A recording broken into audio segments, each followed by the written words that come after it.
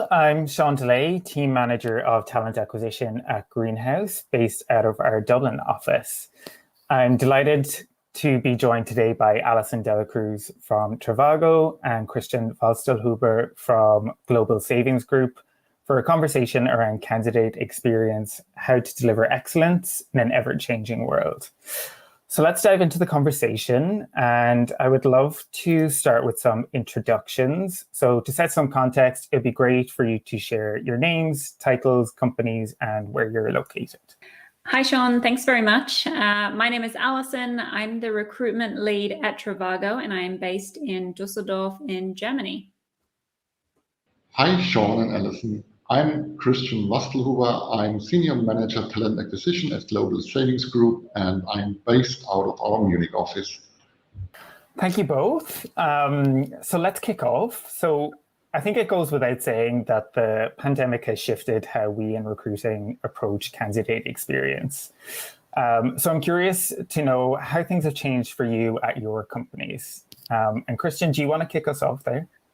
Yes, sure. So actually a lot changed, right? Because previously, before the pandemic, we could really showcase our office, greet people at our office, present them, how we work, how it is, bring over the spirit of the company. And that is something that has changed considerably because we are doing video interviews, and here it's much harder to really show how it is working for Global Savings Group in such a short time. Totally. Alison, how about you? Yeah, I think definitely to add to Christian's point, there were a few challenges that came with going, fully remote with all interviews. And I think part of that is hiring teams had a little bit more anxiety to make decisions when they hadn't necessarily met someone in person. And also on the flip side, we had interviewers who hadn't met or seen our office before, and they were also interviewing new people to say, come and join Trivago, when they hadn't also been necessarily in the office themselves. Yeah, I think that's probably a difficulty we've all faced in this changing world. And then I'm curious what the talent pipeline currently looks like for your companies. If there is a mix of distributed and then in-office open roles, how has it changed how you're managing those pipelines? And Alison, do you want to kick off? Perfect. For our team, all of our roles are based in Düsseldorf, Germany. We're actually in the launch of our hybrid remote working, so that we're having 2 days in the office and 3 days up to the talents where they want to be based. So this is also then having to engage with candidates during the process to make sure that they feel comfortable with this environment and being able to come to the office again. So all of our roles are based here, but there's also an expectation to have a good setup at home too, to offer this flexibility. So this kind of changed a little bit. The pipeline, we also had the challenge of not being able to relocate people as easily in the pandemic. So we did have to focus a lot more on people who are already located here, because of the challenges of different embassies in different countries became super complicated. And I'm sure, Christian, you probably felt the same with German embassies closed across the world too. Yes, definitely. We had several cases where we have hired people in Brazil, for instance, and they're still not here because there's a travel ban from Brazil to Germany. So we had to find other solutions to actually keep them hired, and we will bring them over as soon as possible. But that's just a side note. In general, for us, the pipeline increased considerably because with the pandemic, we actually decided that we can hire people not only in the Munich office, but in almost all of our European offices.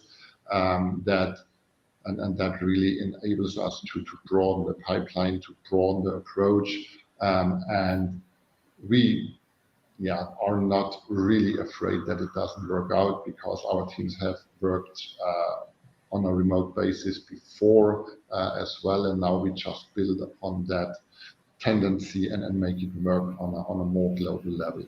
So basically for us, the funnel is bigger. We recruit from all over the globe. and we can relocate people not only to Germany, but to Spain, to France, to the Netherlands, whenever they are eligible for relocation and work permission. So that made it, at least in my opinion, much easier to hire, because we are not limited to Germany anymore. And we are also not limited to people having a certain amount of German skills and to be able to survive in Munich. So it made life easier for us in a nutshell. Okay, great. Yeah, no, I think that's one of the great things about how the work has changed, is that it's opened our talent pipelines further. Something I think both of you touched on is one thing we've missed out on from the pandemic is being able to show off our offices to our candidates when they come on site, being able to have like a physical representation of the company culture. So I'm curious how you share the company's mission, culture, and values now in this new virtual or hybrid environment. You want to go first, Alison? Yeah, of course. Yeah, I definitely think not being able to show off our office did have a bit of a detrimental impact potentially on us, because we are a company that calls our office our campus. And it is a really cool place, and I can't wait to be going back. But it also meant that we couldn't invite candidates, to their final lunches to meet the team. So we had to really think of ways that we could welcome this in. So we did a lot with our employer branding to show what we're working on, especially being a travel company. But also things like we encouraged our interviewers to use their Zoom virtual backgrounds to include photos of the office or our canteen or some of the really fun meeting rooms that we have. One, as an icebreaker, it helped people to kind of start a call, but it also showcased, when we can go back to the office, this is what you can expect. So that was one really easy way that we were starting to start the conversation for candidates to meet us and know who we are. Great. What about you, Christian? Yeah, we did similar approaches. What really sticks out for me here is that now we are able to include interviewers from several offices into one conversation, whereas we were stuck with 2 or 3 people from the Munich office or from the Berlin office, and now we can say, look, here are the guys you would collaborate with. That's a colleague from the Paris office. That's a colleague from the Malaga office. And we can really introduce our new starters, potential new colleagues, to a much broader audience. And we can have them meet much more people than we could have done in an office setup. So that is a huge advantage for us, to be very honest. And for sure, during the pandemic, we could also focus on our strength as a company, that we are stable, that our business model is very, very well made for such a situation. And that helped us a lot in the recruiting processes as well. Okay, great. And I think we've touched on a few challenges that we're all facing in this new shifting working world. And I think we've also mentioned a couple of advantages. So what are some of these advantages that you would hope to maintain as we move into this new working world? Alison? Yeah, absolutely. I mean, I think the biggest advantage with remote interviews is just how quickly you can schedule them. Candidates' availability is so much more. They're not having to figure out how to hide from their current employer. So you just have a lot more flexibility for scheduling, which is great for the recruitment team, but great overall in the pipeline, that you can move a lot quicker in your process. So I think availability has been great, but also the inclusivity, right? That you're not impacting on someone's day to schedule interviews as much. You're able to recognize people having different scenarios, so you can interview at different hours of the day. Especially as well, I think we all learn to be more empathetic with different situations, especially thinking around, when people are working with kids or dogs or cats. I mean, I've had interviews with cats running across the screen. Which is great to see who they are, but it also just added more empathy to understand the candidate as a person, because we had to, right? Absolutely. Yeah. So, Alison, you actually named all of the advantages, right? Speed is really crucial here. We can do a complete hiring process within a few days. So basically, from first contact until the successful offer, you can do it in a week. If you are slow, so to say, you can do it in 1 or 2 days. If you have the buy-in from the hiring managers as well. So that is something that's really good. And also, as I already mentioned, the global reach is much better. And also from a company perspective, we save a lot of money as well, because we do not have to pay for the travel costs, and we just do it whenever we want to. People can stay at home; they don't need to go somewhere else, right? And that is something that's very beneficial, not only for us as a company, but also for the candidate as well, because they don't need to take a full day off to do an interview. They can just do it during the lunch break or before work or after work, and that's pretty cool. Yeah, exactly. I think the advantages are there for us on the employer side, but totally there for the candidate as well. Like as you mentioned, Alison, I think it's so much more inclusive of anyone who maybe has a scenario where they can't come on site for 4 hours, or just the fact that not all talented sales professionals or engineers or recruiters even necessarily want to live in a big city where there might be a big hub. And can still have a fulfilling career, but located where they want to be located. Yeah, it does mean you have to be more competitive, though, right? Exactly. Ensure you showcase this, and if we're talking about speed, then you're competing at a higher level, right? Exactly, because we have that advantage, but all other companies have it as well. Yeah. And I think, being data-driven is invaluable in hiring today. So I'd love to spend some time talking about metrics for candidate experience. And Christian, how are you measuring the success of your candidate experience process? Yeah, so basically we use the greenhouse survey at the very end of the recruiting process to really get real life feedback on our recruiting process, and we constantly monitor the respective websites, Glassdoor for global community in Germany or for the German-speaking area, and we actually also include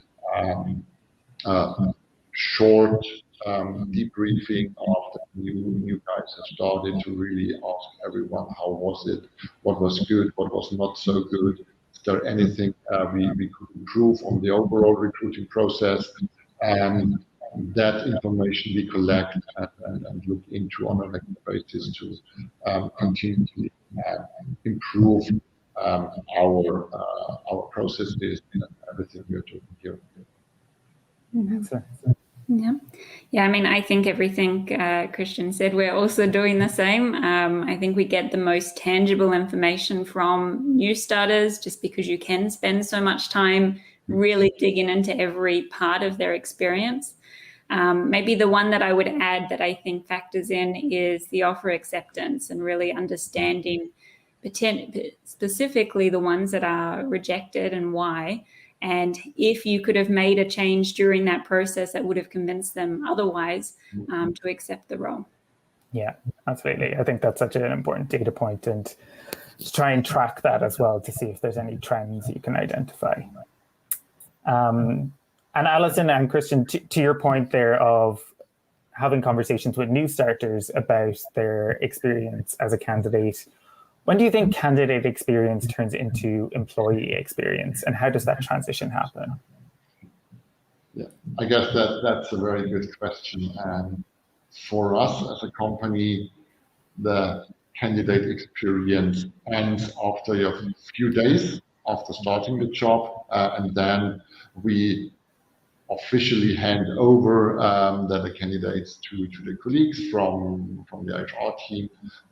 But in the end, I strongly believe that it never ends because, well, as a recruiter, you are in constant contact with the candidates throughout the process. So basically, you are always the first person that is being approached by then the new colleague if there are questions, and we definitely encourage that, and we always are available for our new starters and make sure that all topics are addressed appropriately. So basically, it's not only recruiting, it really kind of moves into the first days, weeks of the new job as well.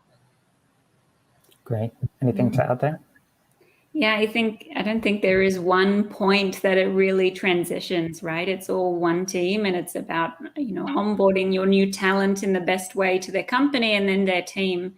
And, I think it does kind of start to shift around onboarding, but we also look at this ourselves. And recently we moved our onboarding coordinator role from our training team. It's now in the talent acquisition team because of that pre-boarding phase. Onboarding is just so critical to really keep people engaged and excited about their new role, that we decided it was more of an onboarding kind of acquisition team than necessarily training, which was more post their onboarding. So I don't think there's a direct point that I can say, yep, that's when it becomes an employee experience. But yeah, I think it kind of starts after their onboarding and introduction with their team. All right, great. Well, thank you both. So let's close out with some takeaways.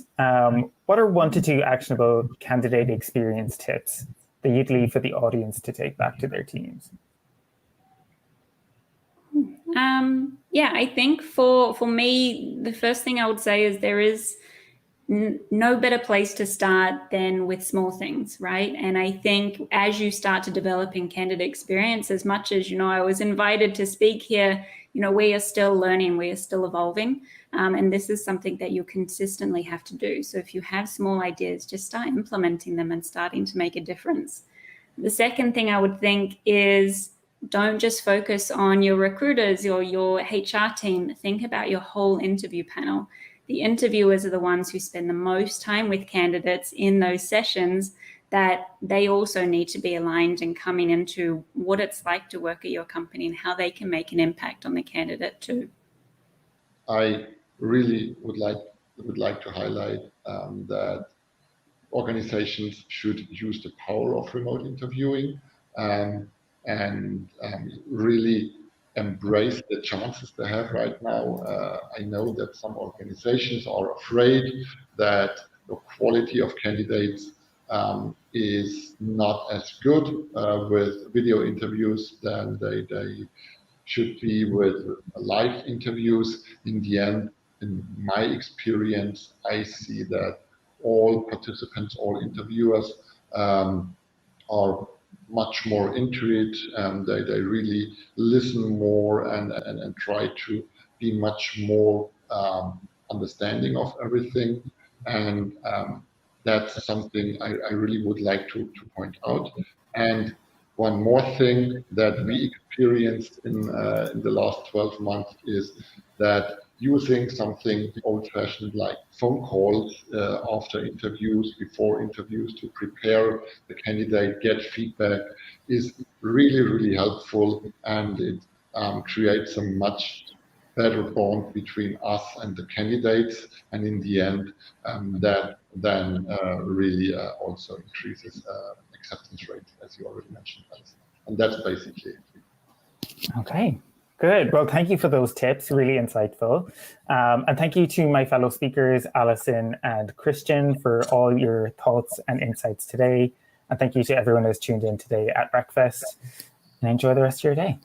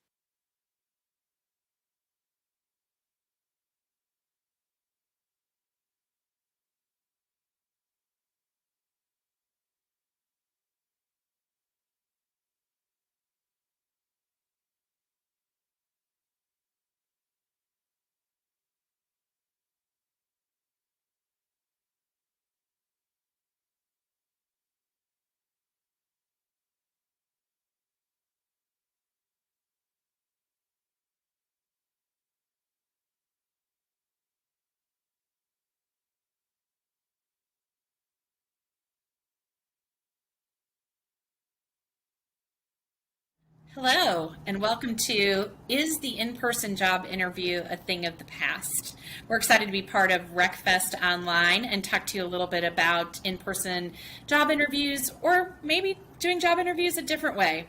I'm Robin Stenzel. I'm the Chief People Officer for Harvard Outmatch, and excited to be with you. I've been in the Chief People Officer role since May of this year. Before that was our Chief Solutions Officer, but I've spent most of my career in the HR leadership field and focused on hiring and talent. So excited to be part of this, and really excited to have my very smart colleague here with me, who I'm going to let introduce herself. Smart is hopefully I live up to that expectation. My name's Kellyanne McGrath. I am the Vice President of Client Success. So I work pretty closely with Robin as we just think about, she brings people into the organization. I help leverage those people to support our clients to date. So I work with all of our clients across many different industries and segments within those customers we service. Been with Outmatch for about almost 6 years, and prior to that, similar to Robin, my background's mostly in HR, talent selection, talent management. So I'm really excited to talk about this because I know most of you probably have seen this. The selection process, how we do our jobs, has changed dramatically, not just post-pandemic, but really for what I believe is the foreseeable future. So this topic is near and dear to my heart and to my clients, so I'm excited to dive right in. So, are in-person interviews still a thing? If we were here with you live, we'd ask you a series of questions. Do you still think they are? We did this most recently with a group of talent leaders, and some said, yeah, they're still around. A few people said, nope, we think they're dead. Some people said, kind of depends. And we think that's the exact right thing to think about. Is the in-person interview still a thing? Well, again, maybe. And really it depends on your reality. But another question we might ask you is, would you hire someone without a human interview at all? And we're going to talk to you a little bit about some examples where we're seeing people not just not do an interview in person, but they're actually not doing an interview kind of human to human at all and getting some great results. So one of the things as you think about your reality is to think about what's the data that you have and what's the consideration you take of that data. So when we think about this, we think about this in 4 quadrants. We think about, are you a low volume or high volume hiring shop? And again, these things are subjective, so it probably depends on your size and your scale and all of those things, but kind of where would you fall on the scale here? And do you use a lot of data to make the decisions, or are decisions really made maybe with a little bit of data, but a lot of human input? If they're made with just the data, we consider that low consideration. And if you make it with data, but some human input, we consider it high consideration. So if we think about this, if you think about the top left corner of the red box, think about your executive team. You probably don't hire a ton of executives all the time. And you probably have some data, maybe you've done some assessments or some other things to get to know those candidates. But really you're creating relationships and you're trying to understand the strategy and what's the vision and how are you going to all work together. And those decisions are often made what we would consider as a high consideration decision. It's got data, but it's got a lot of human input and elements to it.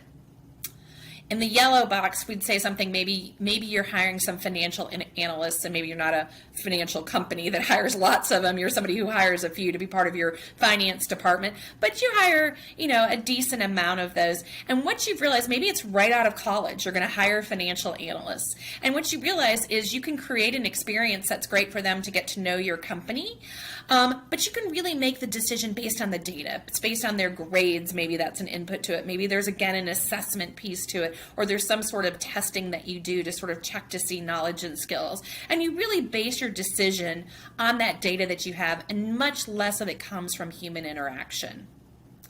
Now, if you flip over to the high volume side, we think about things like store managers in a retail environment. Think big retail chains that hire lots of store managers, and maybe that's because there's turnover, maybe it's because of promotion, but you're hiring a lot of store managers, and you've got data that you're collecting along the way. Again, maybe you're using assessments or on-the-job simulations or different things like that to go through this process, but you also want to get to know about that person and their style. How are they going to lead? You want some things that are going to be really indicative perspective for how are they going to work maybe in the team environment in that store, different things like that that really cause you to have some consideration for that and not just use data as you go through and make the decision. Maybe part of it's anybody who you hire as a store manager, you want to make sure that they've got the aspirations from a career perspective to grow and be a regional or a district manager, and that's important to your business. So again, that conversation is important and becomes very high consideration. This green one is the one that gets us really excited. Imagine you're hiring a lot of people, super high volume. I'll go back to restaurant, retail, hospitality, people coming in, and you can create an experience for them where they can come online, they can get to know a little bit about you and your organization, maybe through some videos and things like that. Maybe you're doing this for a call center and you do some on-the-job simulations to kind of mimic what would it look like. So they get a realistic job preview and you get to see how they would really manage that call center and what that looks like. And then maybe there's some more assessment data, maybe you've got some videos, however you want to pull all of that together. You bring that together and you use the data to make the decision. Because you've created this experience and you've really let them drive through that experience on their own, you hire them just based on that whole process itself. Again, no interaction from your recruiters or anything like that. They've really just built this process on their own. They've seen the job. They've said, I'm still engaged. I still want to do this. And they've brought themselves to the point of, now it's time to make an offer. Can you imagine that? Well, we can. And I'm really excited because Kellyanne's going to walk you through some examples.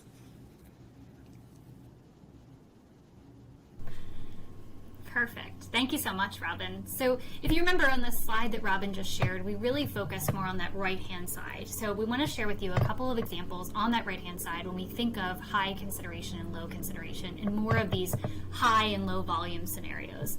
So we first think about high consideration, right? It's again, when you think about those that you want to hire, like a restaurant manager, using the example Robin used, right?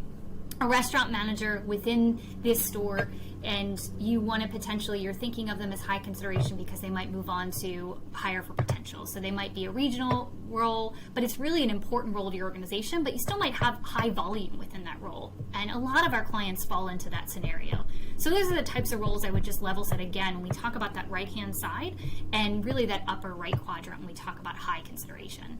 Two examples in addition to the one I just shared I want to kind of call to light are two clients who really fall in this bucket and have really maximized some of the tools that we're talking about and additional tools to really think about these high consideration roles and how they've seen it impact to their organization and how leveraging data along with some interaction with humans has really helped them to improve their overall process and see really solid results.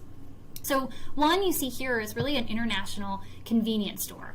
They've actually come to us for a number of years. They've been a client. Over those years, we've actually partnered with them to really help evolve their specific selection process to fit where they are in their own digital transformation internally. The pandemic, like many of you who are probably listening into this podcast, has impacted them dramatically because in the sense of while everyone else might have stayed at home, had to lay off folks, an international convenience store actually saw an influx in business, similar to a lot of the kind of grocery stores and supermarket chains where they couldn't hire enough and fast enough to keep with the demand of the people coming into their locations. So as the pandemic continued on, we really helped them to maximize that data and apply that to their high consideration roles.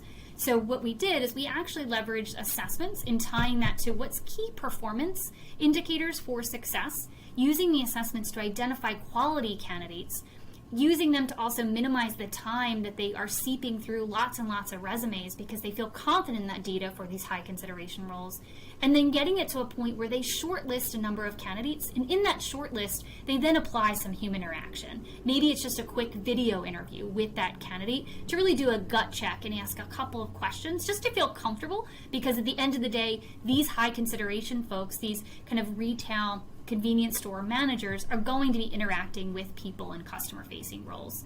So by applying these specific measures and some of our tools, we've actually been able to see a 24% improvement in overall retention for these roles. And we saw that important, especially during the pandemic and even to date as we came out of the pandemic, or in some cases still are, in 2021 too. And the last you'll see here is a 25% decrease in time to hire. This is where I get really excited no matter what we're talking about, whether high consideration or low consideration. Because anytime you institute technology and you digitize a process, really the impact you want to see is speed, but you don't want to sacrifice that quality that we're talking about. So while we mention the quality improvements of the improvement in retention and turnover overall, really it's important to call out this decrease in time to hire and minimizing the lift of the recruiters they had on staff to still fill their jobs that they needed to and have a good impact doing so. Robin, this ring true to you too? I know you kind of spent a lot of time in high consideration roles too. Yeah, and I loved, to that point. I mean, I think anytime that kind of things that you can do things faster, you're right. I mean, we start to calculate those dollars because I can get the attention of executives much more with those dollars, and sometimes I do the turnover ones, though those are important to calculate just as well. Awesome. Another one I'd call out too is we're talking a lot about retail, restaurant, hospitality, but it's also important to know no matter what industry you're in, you can really see an impact in kind of leveraging data, whether it's in high consideration or low consideration that we'll talk about in just a minute. So the other example I want to bring and share with the organization and the people listening on right now is really the financial institutions. So we work very closely with a financial institution that's very widespread within the States. We also have financial institution and clients across the seas within the UK as well. The one I'll talk about most right now is really that organization we partner with closely in the States. And for them, again, these positions that really for them that are high consideration but also high volume are roles like retail bankers, branch managers, licensed bankers. These positions that again for them, they can really have a lot of volume coming through because they have a lot of locations to staff, and maybe they have moderate turnover. But they're high consideration because of that customer-facing element to them and how they want their employees to really interact with customers and bring that to life within their different locations. So this organization, again, came to us to really help service and improve their process specifically for those licensed bankers and branch managers. And by applying not only an assessment, but also an on-demand video interview, we were able to really help them leverage the assessments as another data point to gather and identify quality licensed bankers and branch managers that really fit the customer, call it mold or gene they were looking for that would fit their organization, and then automatically send them into a video interviewing so it automated the process. Hint, hint, we'll talk about a little bit more of that later. But that also helped them to bring the candidate right to an on-demand interview where we asked just 2 or 3 questions that really identified, again, getting at high performers and how they answered those questions. By doing those and applying those 2 tools to their process, again, they were able to reduce that time to hire from just weeks to really 2 days. So you can imagine, think about your recruiters and the impact that can have in where they're spending all their time trying to find the right candidates over and over again, talking to multiple candidates, and really trying to hire people in weeks, now bringing it down to 2 days. I can tell you, in my past life, that would be huge for me and my teams. In addition to that, it also, by a per recruiter seat, we saw a savings of 27 minutes. And really that came from just leveraging on-demand video interviewing.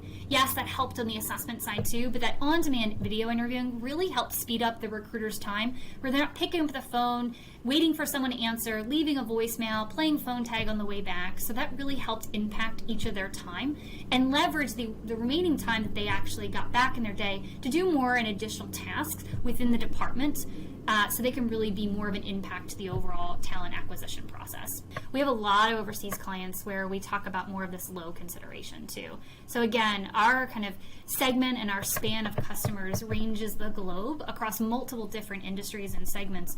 For these specifically, I'm going to call out ones that are a little bit probably closer to you all, where you reside today in the world.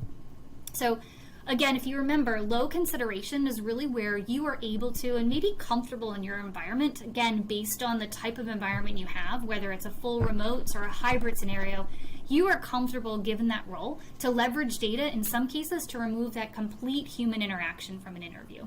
That's just to kind of put that back to the table to define what low consideration is.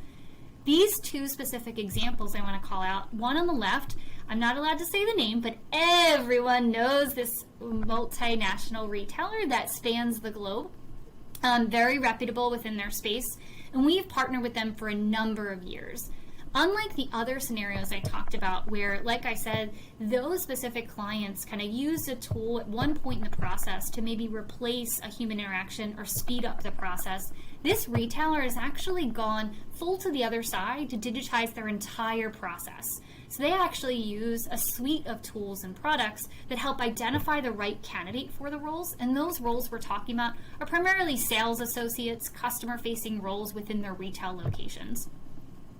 They actually leverage an assessment to identify the right quality, the right fit. They then have that candidate go through post-assessment right into a video interview. Right after that video interview, they go right into a simulation. And that simulation is a way to really get an understanding of how is that individual going to react on the job within the role, specifically for the roles we're talking about. By using all of those tools in a more automated fashion, they've been able to see a 16% improvement in retention for those that we were looking at for less than 90 days on the job.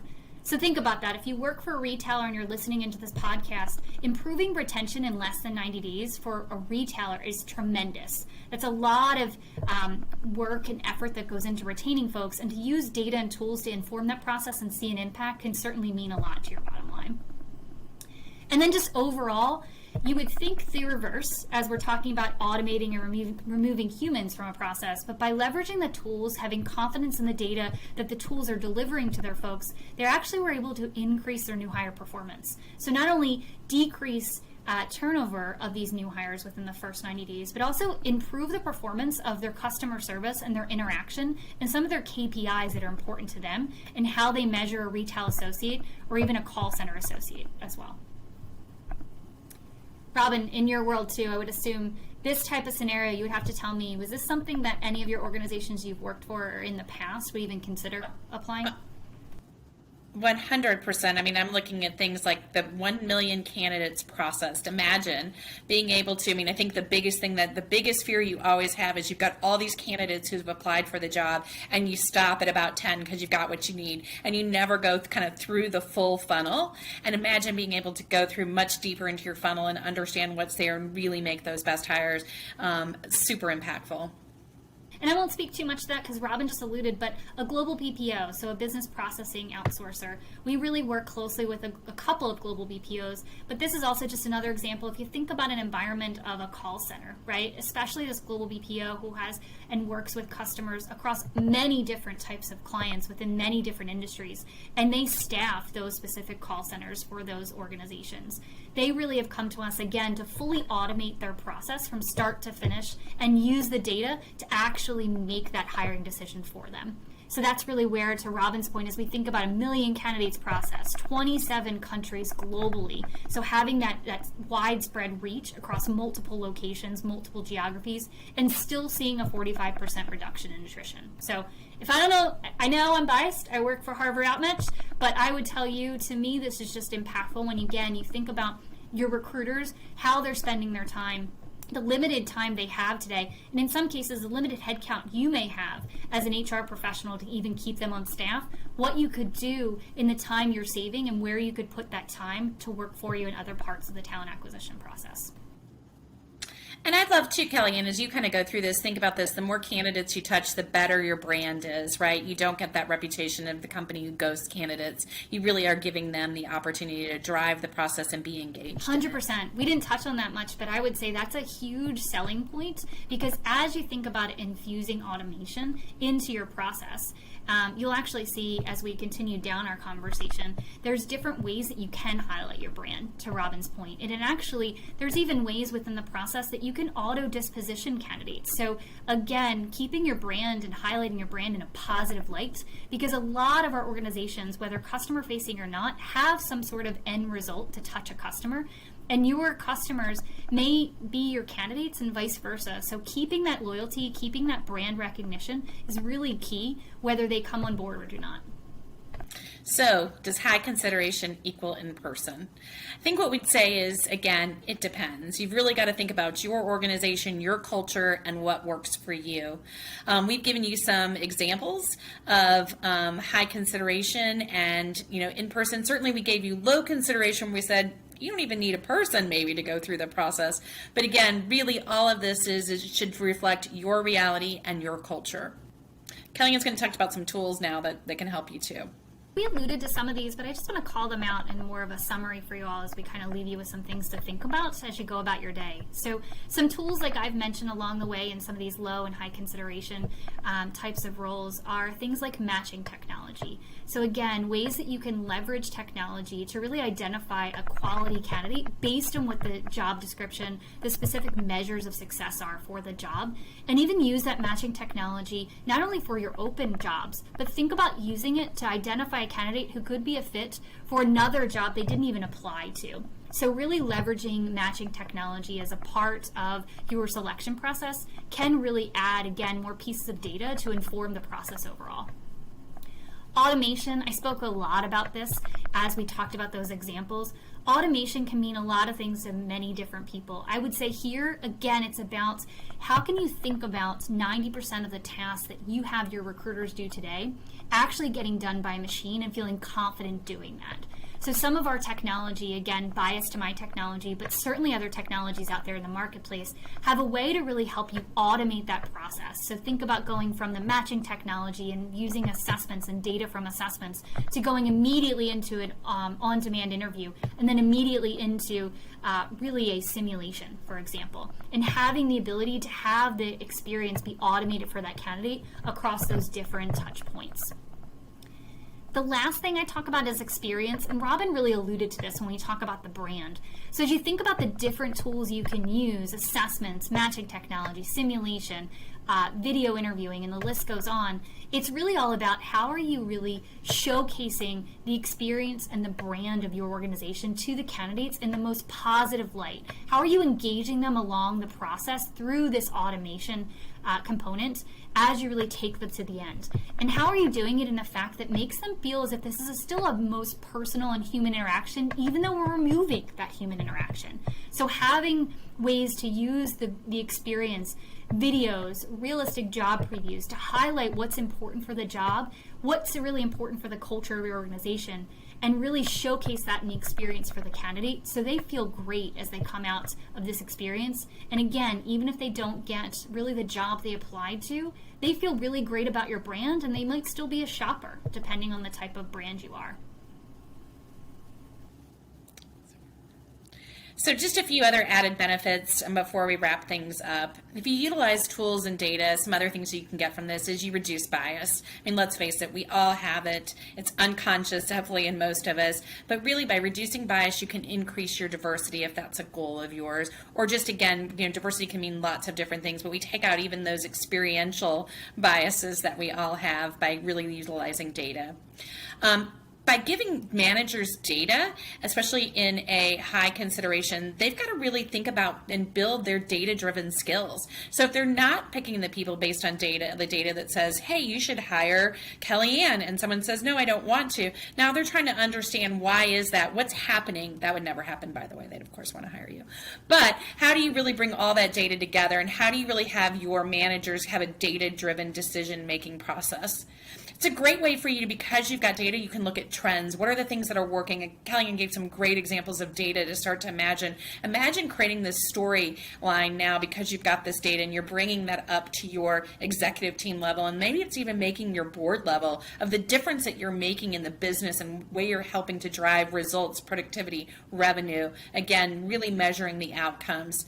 And again, by having all of this data, you get a better way to articulate your business case and to really think about the funding and the tools and the resources that you need. I've saved on headcount here. I've done these things, but if I had some more dollars, I could give you even more of the great results that I'm showing you and that we've shared with the board. So it really becomes a very powerful story.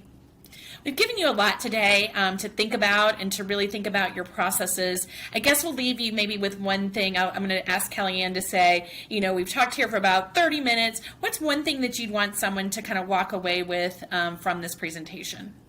The only thing I would probably leave you with is, again, I was in the position of a recruiter. I started my career there, and this probably would have been taboo to think about 15, 20 years ago. Now, as we really come up to where we are today, pre-pandemic, still post-pandemic, and what we're going through, don't shy away from automation. Don't shy away from technology to help supplement. really ensure that your employees know that their job may not be replaced by the technology. It'll be supplemented, and it'll be even easier to do their jobs if you really can infuse technology and automation into their process. Thanks. We really appreciate you guys taking the time listening to this today. As we mentioned, we are with Harvard Outmatch. We're really focused on how do we kind of automate processes, but really thinking about it through the lens of the candidate. And we constantly use this phrase, let the candidate drive. So we hope that this is giving you some ideas and some thoughts on how you can let your candidates drive. Thank you so much.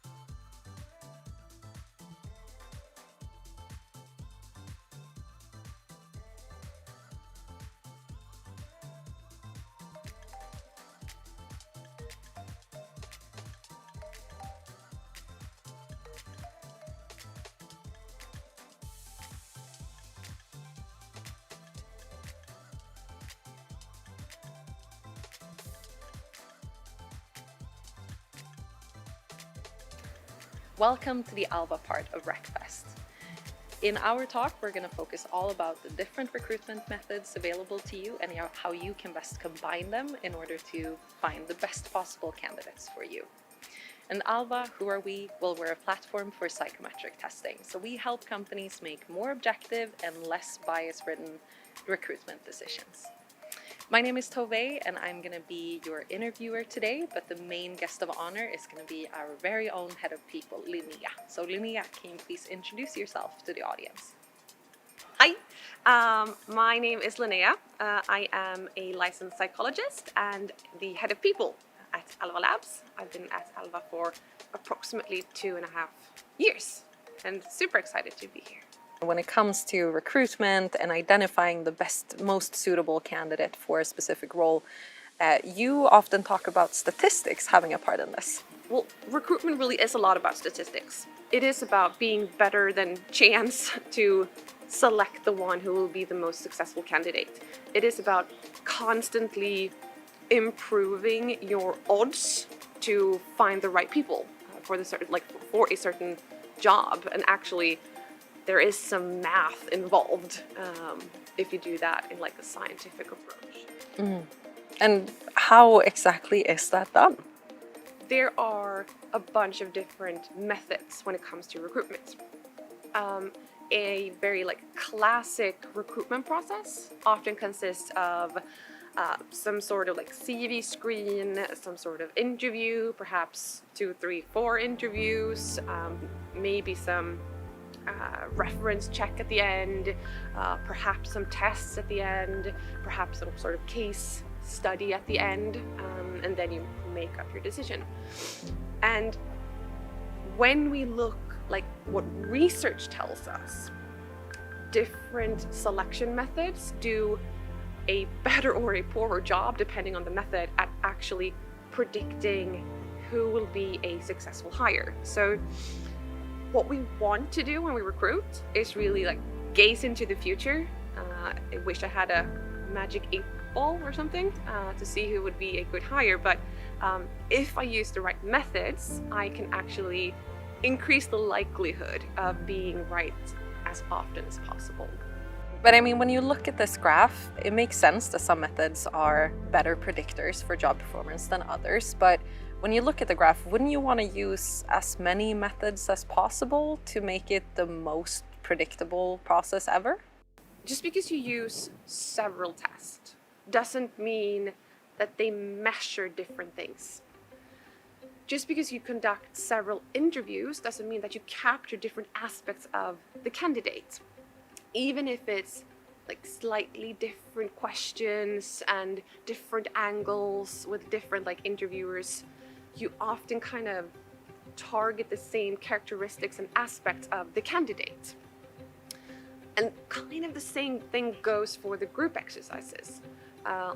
We know from research that people who are more extroverted tend to do better in interviews and tend to do better in those group exercises because they take up more space. So rather than actually targeting different aspects of a candidate, we tend to measure extroversion over and over again.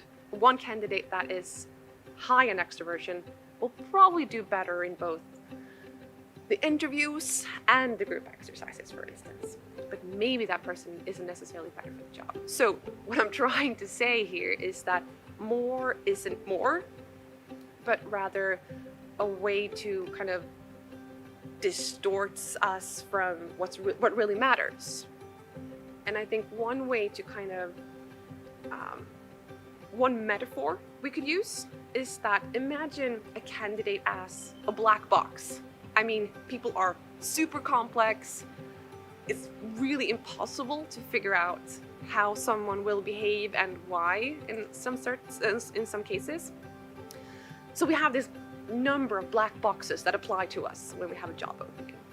Your job as a recruiter is really to untangle those characteristics, to look into the black box. And what you need is, how do you open a box? You need a keyhole. And if you, as a recruiter, you just need one really good keyhole, that you can sneak peek into or actually like open and see what's inside to learn more about that candidate. Going back to this like assessment center, and to your point, to like just add more methods, what that does is like you drill more keyholes in the little black box. But we kind of fool ourselves into thinking that more keyholes means that we can, you know, gaze into the black box from different angles. But in reality, we just look at the same bloody corner of that black box from 3 different keyholes. Meaning we measure extroversion again and again and again. So what we really want is to find one method or one combination of methods that actually helps us understand this candidate, helps us predict performance. But in doing different types of interviews, like for example, you're doing a structured interview within the process, and then you're doing a reference interview with an external person who worked with this candidate before. Aren't you still getting different information, or do you mean that you're still kind of gathering unnecessary information at this point? That's a really good point. I think the common conception is that you get at least like deeper information, you get to know more about the candidate. And to some extent, you get more information. You learn both that they're goal striving and that they're structured, for instance. But I think from a like psychological standpoint, those 2 concepts are pretty much the same thing. So when you measure a bunch of different things with a bunch of different methods, or use like the same method over and over again to help yourself feel like confident that I know that this candidate is a good match, or that it's not a good match. What you're doing is kind of creating noise to some extent. You're gathering information that doesn't necessarily have anything to do with how they will perform on the job. It's super interesting to hear what they, do in their spare time, but it has nothing to do with their job performance. So a really like common and huge problem within recruitment is this noise that we are creating. We're making it too hard for ourselves. And when we have too much information, when we have all this noise, we need to start relying on our brains. And sadly, in recruitment, that's not always the best route to take. Our brains can't handle the level of complexity it is to actually assess someone, so it simplifies. That's great when when our ancestors had to survive on the savannah. Not great in an interview in the 2020s. This means that we tend to focus our attention to aspects that are that we know of, that we have an experience with, or that we already understand something about. We tend to focus on the noise pretty much and use our gut feeling to assess someone. The highest impact is actually from the earlier phases of the recruitment process. We do most of the errors early on in the process. When we're screening CVs, we, looking for, is it a yes, is it a no, is it in the maybe pile? We tend to screen out candidates that should have been screened in, but we also tend to screen in candidates based on attributes that doesn't necessarily, help us predict performance, and that maybe shouldn't have been screened in the process. All right, so now we know that some methods are better than other methods in terms of like predicting performance. We also know that noise tend to distort that and create or kind of build onto the biases that we already have as human beings. So if we flip this around, then what should you actually do in order to create a recruitment process that can help you? The important stuff. So yes, we have covered the problems and the pitfalls. So let's then take a look at what should one do. So the first thing is obviously to use the right methods. And here we really can simplify the process.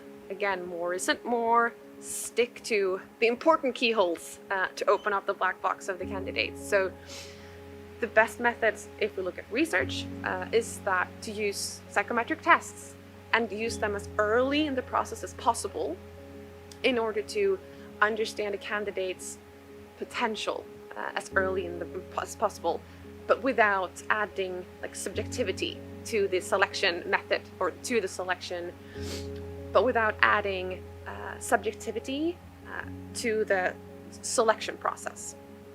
So that's the first thing, like pick your methods. And then the second aspect that I think is not as discussed is how to combine those methods. Because we've already covered that some methods will be overlapping. They measure the same thing over and over again. So we need to use the right methods, but that covers different aspects of the black box. And we want to combine them, and this is where the statistics and math comes into play. We want to combine those methods in a very data-driven way. So, like going back to this like assessment center, where all these candidates did all these types of where all these candidates had to go through this crazy day of different exercises. At the end of the day, all the assessors still had to sit and discuss who their favorite was. And even if they had used the best methods possible, because sometimes that was the case, but then you had to discuss who was the overall winner. And maybe assessor one thought that, well, James was excellent in this scenario. Well, yes, but Susie did a really good interview. Yes, but the candidate blah was better at that and poorer in this scenario. So it just ended up being this discussion of noise and gut feeling. And you completely just base it on who you actually like the most. And remember that the brain, not so brilliant at actually understanding why we prefer someone and who is actually going to be a good candidate. So what we need to avoid that by doing a much more data-driven combination of methods. And what that means is pretty much dusting off your school math and creating a way to combine methods in a weighted way. So when you say weight, Linnea, what do you actually, how do you actually go about weighing? Do you weigh the different results? Do you weigh the different methods? Do you weigh the different candidates against each other? How does this work in practice? A little bit of everything, actually. So the first thing, and well, maybe the most important thing, is that you need to decide how important each method is, not just in general, but compared to one another. So what you want to end up with is really one combined score of how likely it is that a candidate will be a good match for the job position that you're looking for. And to do that is to combine the methods by weighing how important they will be. So again, dusting up school math, but you want everything to add up to 1.0 or 100%. That means that your interview might be very important, and so it should build up 50% of the score. Your psychometric test should perhaps build up X% of the score. Your reference check should build up Y% of the score, and so forth. So before actually starting the process, you should include the right methods and decide how important each method should be, so you then can decide the overall result for a candidate. And then, for those of you listening carefully, you're probably realizing that means that you have to quantify each result for each candidate for each method. And that's exactly right. Not because if we have an interview, even if it's a structured interview that covers all the like important aspects of the job that you're hiring for, you still might just leave that interview and be like, that was a good one, or that was a not so good one. Again, rely on gut feeling. What you need to do is actually like assess the qualities that you're asking about in the interview. You need to like rank the answers, meaning you need to, before going into the interview, you need to know what you're going to ask. You need to know what does good look like, what does medium look like, and what does maybe not so good look like. You need to have like anchors that you can actually, that can help you and like the hiring manager to quantify an answer. So you need to actually assess the interview in the interview, or you need to actually assess the answers from the candidate in the interview and have that as an actual score. The same thing goes with psychometric tests. It's great if you have a test that measures a bunch of different things, but you need to combine those aspects and see like what is it that's really important here, and get like one combined score for that step in your recruitment process. Same thing for your, if you do a case, same thing for a reference check or whatever methods you use.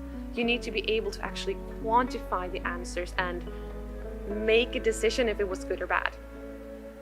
And really importantly, do that right away, so you don't have 5 interviews and then on your commute home, or I guess move from the, I don't know, kitchen to the bedroom now as we work remote, try to remember who was good and who was bad. But do that right away. And then you can actually reach recruitment utopia, where you have these super clear like assessment results from each step of your process into one combined super score, where you can rank your candidates and actually see who is most likely to be a good match. And I actually think that it sounds good in theory, maybe a little gray and boring, but I think we can look at an example to make it even more, I don't know, realistic or easy to follow. That sounds great, Linnea. Let's look at how we would hire a software engineer. Yes. So hiring software engineers, as my fellow recruiters out there probably have struggled with this role, as have I. It's quite a difficult one and a really like important one. There's some data indicating that a really good software engineer can produce work that's like 10 times, more useful than an average software engineer. So it can really impact like the team, the organization, and the product that they're building.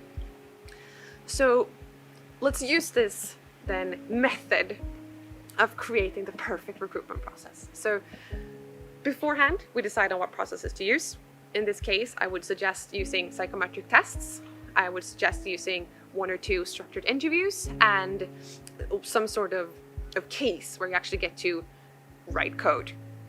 I would suggest that you start with the psychometric tests for 3 reasons. The first one is that it captures something that's relevant for the job. It actually captures how like those characteristics, those stable traits that each candidate will use on the job. It's completely objective. A test doesn't care about your gender, about your age, about who you make out with in the weekends, or where you're from. It treats everyone the same, but also it's scalable. You can send it to a lot of candidates in just a few clicks. So start with that, and then move over to like some structured interviews. So in this example we have in front of us, we have decided that it's the first step, but also a very important step.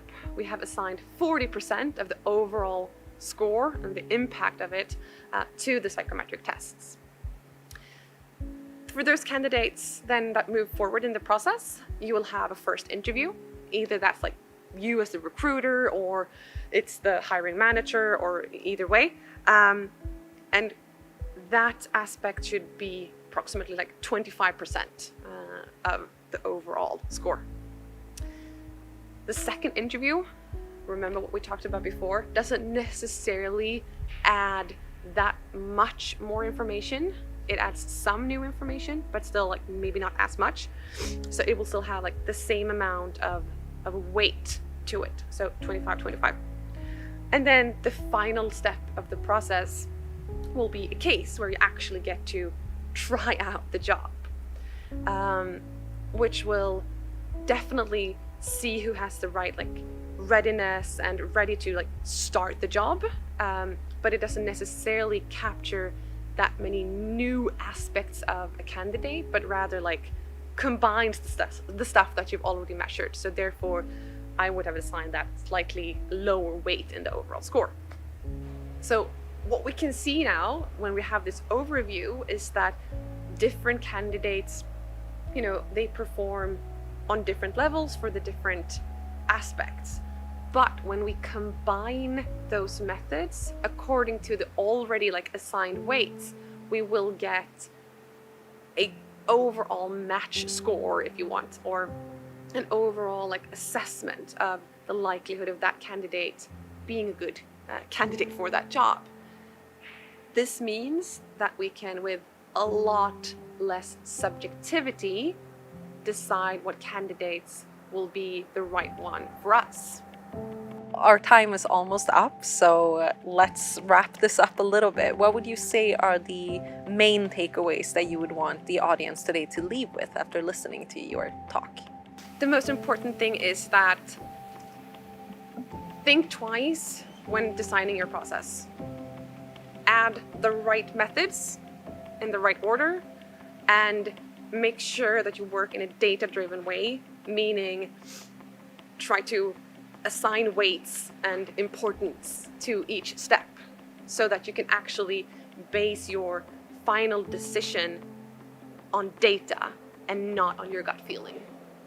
And if anyone's a lazy bum and don't want to, create one of these spreadsheets on their own, I would be happy to share mine. It's not the most brilliant job out there in the world, but sharing is caring. So you can reach out if you want that one. But I think those are like the two most important things, that use the right methods and combine them in an efficient way. Thank you so much for being with us here today, Linnea. Thank you to all of you who have listened, and wish you a wonderful day. Thank you.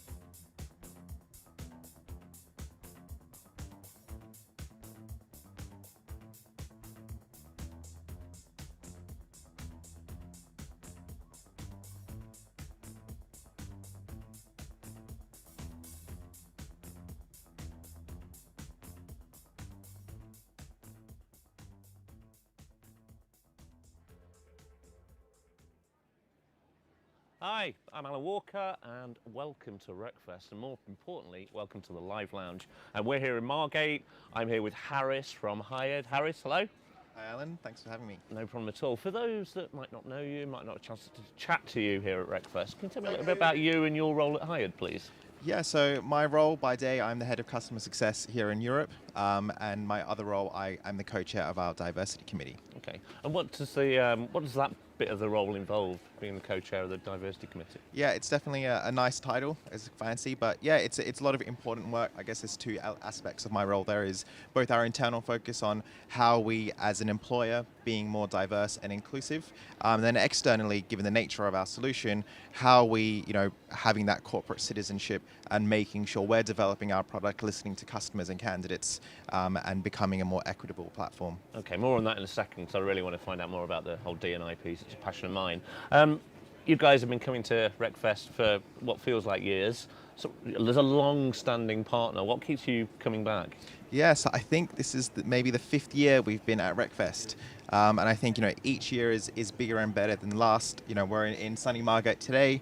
It's beautiful weather where it is very much a festival atmosphere today. And I think the things that I personally really enjoy, it is that melting pot of ideas. We've got different vendors, we've got companies talking about their strategies, and really as a recruitment community, how can we progress together? It's less about the competition and who's better, but how do we take that next step as a community? Okay. Other than this interview, obviously, which is the thing you were most excited about for today, and what else have you personally been looking forward to seeing? Yes, I think there's a couple of sessions. Definitely, Hung Lee's Brain Food stage is probably definitely one I'm going to check out later. Yeah, excellent. So we touched on the topic of D&I a second ago. How do you think about D&I at Hired? What's your approach? Yeah, so as mentioned, both internally and externally. Internally, I think in the last 18 months, particularly in North America, even at home here in the UK, racism has been a big thing. The BLM movement. Internally, it's how do we create that safe space? Yeah. It's not just having our CEO send a nice message on LinkedIn saying, this is important to us, we care about it. But, it's important for us to have those conversations internally, people sharing their experiences. So we ran a series of workshops at Hired over a couple of weeks, just for people to share, how are they feeling? And I think, it was really great. Some people, were really passionate, crying on calls, saying, this is how it's impacted me. Wow. I faced discrimination before, I'm out protesting. And I think it was really important to make sure everyone had a voice internally. And then externally, I think it is, again, how are we evolving our products? What features are we doing? How are we attracting candidates from a diverse pool to, ultimately help our customers become more diverse employers as well? Okay. Well, we'll talk about that and again in a bit more detail in a second. For those that don't know, what is Hired? Not everybody will have used it or come across it, so just very quickly. Yeah, so Hired is the world's largest AI-driven marketplace connecting ambitious talent with teams. Okay.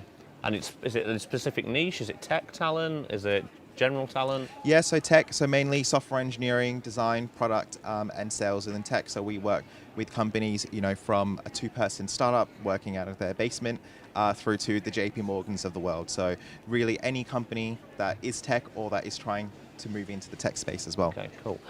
So tech and D&I, massive problems across the whole of tech. It's really hard to hire, for example, female engineers, but that's just the kind of tip of the iceberg. Diversity has always been a challenge in the tech space. How are you guys helping your customers tackle those problems? Yes, I'd say in 3 main ways: through data, product, and employer branding. Okay. When it comes to data, as the world's largest platform, we have a lot of data. We capture everything. We release about 4 to 5 reports every single year. Recently, we released a report on the state of software engineering, also looking at the wage inequality gap.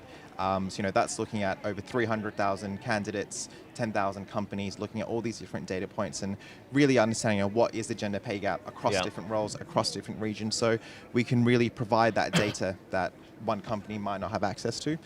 Secondly, through a product, one product that we've recently launched is a diversity goals feature. And essentially what that does is it allows companies to really attract more diverse candidates and highlight those candidates within the platform.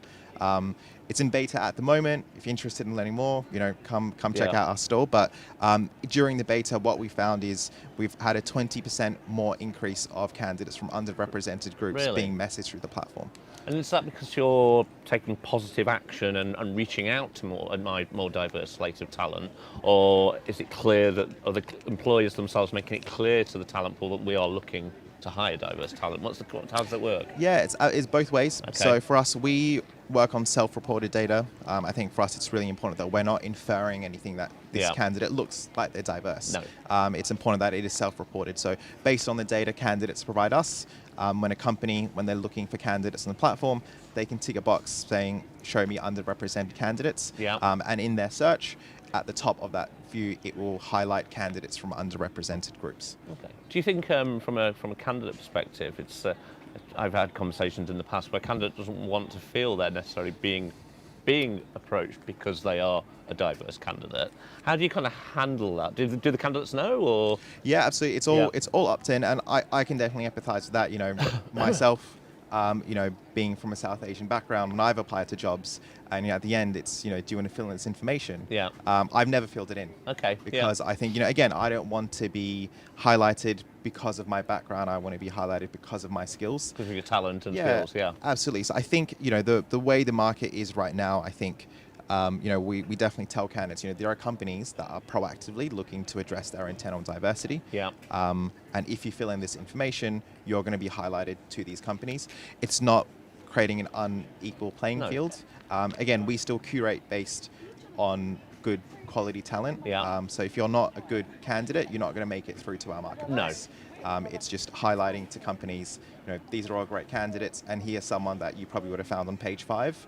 We're just going to put them up to page 1. And I used to not be quite sure about that positive action stuff 2 or 3 years ago, but I think I've come around to the fact that we're trying to correct centuries of discrimination, and we're not going to do that by just kind of carry on as we are and suddenly becoming fair. We do have to actually be positively discriminating to actually go after that talent and give them opportunities. So I think the employers that are doing it, fair play to them. I hope it works, and I'm sure it will. And you guys are really helping smooth the way for them. Yeah, absolutely. I think that's it. You've hit the nail on the head. I think, it is important. We need to make that positive action to, I guess, correct what has happened in the past and create that even playing level field for everyone. Okay, excellent. Really nice to meet you, Harris. Thank you for that. Thanks so much. Cheers. We'll be back at 12-ish for our next interview. I'm joined by Sonia Barlow, and my co-host, Gordon from Hired, will be with me as well. Thanks.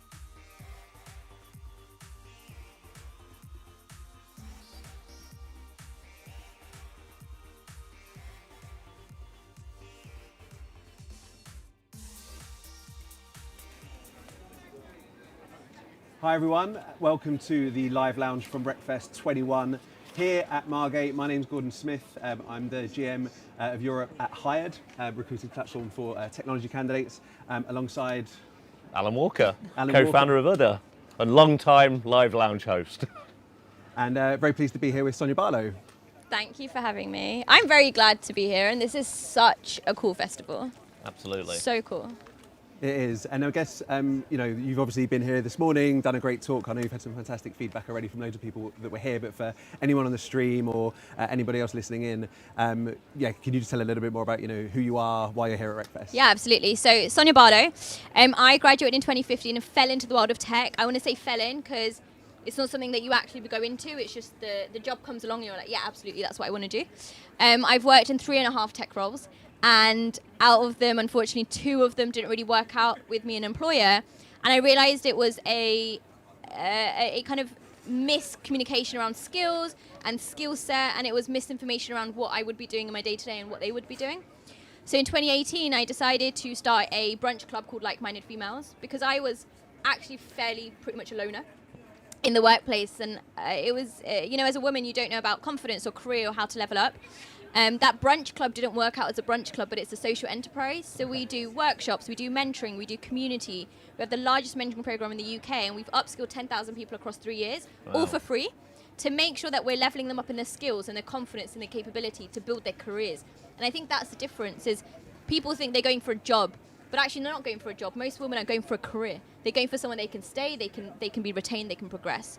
At the beginning of Jan 2020, I decided I'm gonna launch my own business. I know diversity, I know business, I'm gonna run a consultancy. And in the last 18 months, I've personally designed and delivered over 30,000 hours of training, facilitated over 500 workshops, written a book called Unprepared to Entrepreneur, which comes out 3rd of October. Got my own radio show on the BBC called The Everyday Hustle, every Monday, and also on a podcast. And as of last month, I became LinkedIn's Changemaker of the year, UK and Europe, so one of 8, but the only one for gender diversity and the only one with #diversity and inclusion. So my life is fundamentally now everything EDI related. And in a couple of months, I launched my 3rd business. So that's called Launch EDI, and it's supporting SMEs in tracking their diversity data, understanding the action plans, and then building a consultancy directory so that you don't have to source a number of other companies or consultants to work with you. It's all under one platform, and it's designed and led by D&I professionals for employers, for employees, and to build their culture. Wow. So when do you find time to sleep? Yeah. I get 8 hours a night. Oh, so, wow. So okay. Last night, I was told that people came to Margate and had a great time. I was in bed by 10. I did not have that kind of late night. I was in bed by 10. I try and get my sleep. My partner is a big advocate of me making sure I get my sleep, because I'm restless as a person and I have a lot of energy. I'm sure you can tell. So I wake up in the morning quite fresh, and I just get to work. But I wish I was sensible like you last night, Sonia. I really do. I think it's it's easily knowing you're easily tempted. I'm easily tempted. Yes, exactly that. I think it's just knowing that. Well, actually, to be fair, I was quite nervous. 10 a.m. slot when the festival starts at 10 a.m. People are coming in. They probably had a night out, or they're coming in from London or somewhere else. You want to bring energy, but you also want to know your stuff. So I guess my talk was very data focused and data led, because it's one thing standing up being like, hey, I don't want to work for you, but you want to hire me. It's another thing saying, statistically, there's a group of talent, or so many individuals that are talented out there. Go and grab them, because they want to build their careers with you. Because it's an untapped pool. There's an untapped pool of resources, of people, of tools, just waiting for companies and individuals to come and grab them. And they're genuinely waiting, but it's about aligning, again, the intent with the people and the skills that are required, rather than here's the CV, here's the job title, and this is what we require as a necessity. And the problem is most businesses have on average 8 interview rounds in tech, and they'll have like 17 requirements as a necessity. Insane, isn't it? Right? Especially when it's your first grad role. It's like, you have to have 7 years of experience to be a grad. Do I? Because I've just come out of university, and my mom told me if you get a degree, you're good as an adult. Yeah. Absolutely. On the topic of CVs, I heard a little rumour that you hired some interns without even looking at CVs. Absolutely. Tell me a bit more about that, because that sounds interesting. Yeah, so I decided to, so in the UK, the government have a Kickstart scheme, and I personally am not able to be a gateway employer, so I worked with a gateway employer, went to the job centre, interviewed 20 different individuals, and it's interesting because they come up to you and they're like, Miss Barlow, here's my CV, and I was like, I don't want your CV. I don't want to see it. I don't want any biases with it. I don't want to know what you've done in the past. I want to know what do you know about our business? What do you think can be improved? Yeah. Why do you want to work with us? And are you ready to do the work? I was like, we're a startup, we're a scale up. The reality is you're wearing many hats, and I don't like to work on timing. I'm more of I'll work when I'm in the mood type of person. So I was like, my colleagues don't have to either. But if there's a task, it's on you to get it done. And these are individuals who don't have traditional education, who decided that university wasn't for them, but they've been overlooked by the system, and they're amazing. Like my interns are so good, and they're hungry and they're ambitious and they're ready to learn. But the reality is that they've worked in customer service for years, so they're bringing that into the business. Not everything requires a degree, and this is from someone who has a degree and went to university, is now at one point wanting to go and do a PhD.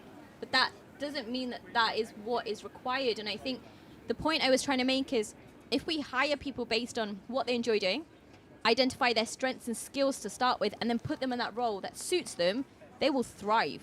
But if we try and box them into, this is what we need, and now you have to go and learn all of that and make sure that you can do it perfectly or to your best ability, we might see problems. And I'm a massive advocate to say, I don't want to hire on CVs, but I want to help people build their CVs so that their next employer, their next role, can really level them up. Excellent. One thing, you sort of touched on it in the talk earlier, but you've obviously had a phenomenal couple of years. Alan was kind of joking, but good for you managing to get the 8 hours sleep in as well. There's probably a lot of people who maybe similarly sort of feel they've got an idea or they're really good at something and they could start something on their own, but so many people just don't do it. Have you got any sort of thoughts about what it was that gave you that, I guess it's confidence just to kind of go over the edge and just go for it? Yeah, I mean, at this point, I would be a fool not to plug my book. So Unprepared to Entrepreneur is all about that. It's for people who want to build side hustles, a business, or become an intrapreneur. An intrapreneur is when you have an idea, but you have a paid salary and you can do it within your business, right? But to answer your question, the honest truth is I was fairly depressed. I was unhappy in my role, and I didn't quite know who to go talk to. So my thought was, what's the worst that can happen? I couldn't really go beyond this. I couldn't feel worse about myself. I wasn't progressing anyway. And it was really betting a chance on yourself. And what I would say to anyone who wants to move roles or start a business or have a side hustle, no one takes that leap of faith without doing the groundwork before.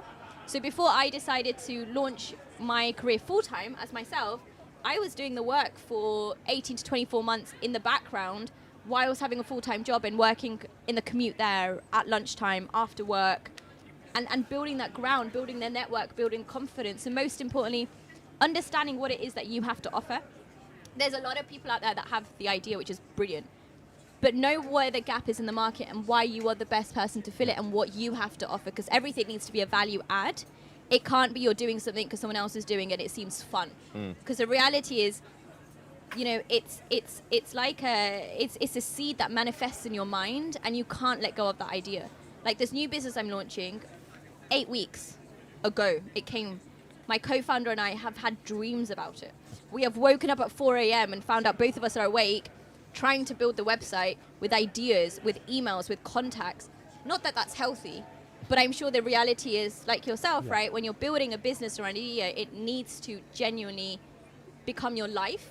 And then you need to share that with other people, listen to your customers, learn from them, and then develop and iterate. So why it's so successful is because no one showed up to the first 3 brunches, but now that silly little idea I had for a brunch club has now launched a career because I didn't give up on myself. And those ideas often come from the weirdest kind of situations rather than being too much thought about or too planned. Actually, the best businesses often come out of the strangest of scenarios. Yeah, so it's good and to I hear. guess I realised I didn't like people telling me I can't do stuff. So it just really annoyed me at one point. And I was like, why does someone who doesn't know me, who maybe employs me, keeps telling me I can't do something? And it came from a place of, let me prove it to myself. And then I realised, you know what, I'm really fueled by people believing I can't do something. And so if someone's like, you can't do something, I would genuinely go out just to prove to them that I can. And that's probably why I've kind of stealth moded the last 18 months, is to prove to other people and myself, if you want to build something, you can. Okay, excellent. Sonia, thanks so much for your time. Thank you. Thanks very much. I think we could both say we could happily sit and talk to you for Yeah, hours. for sure. But we do have other guests, and so thanks so much for your time. Thank you. Cheers. Thanks very much. Next up, we've got Robin Stander from Appcast. We're going to do a rolling interview. It's E movement. So, Sonia, thank you. Leave the mic. Say goodbye. Sorry. Robin.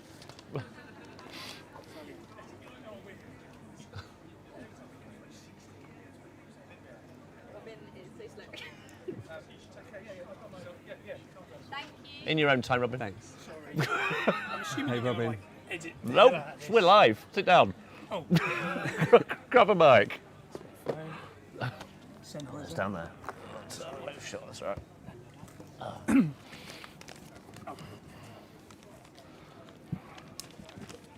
Robin, welcome. Thank you. How you doing? So, yeah, we're good. And as I said, we are live. We're doing this rolling. It'll be a bit chaotic. The sound and video guys will hate us for it, but it'll be good fun. How was the presentation? Good. I enjoyed it. I caught the last bit of it. The bit that you said was interesting.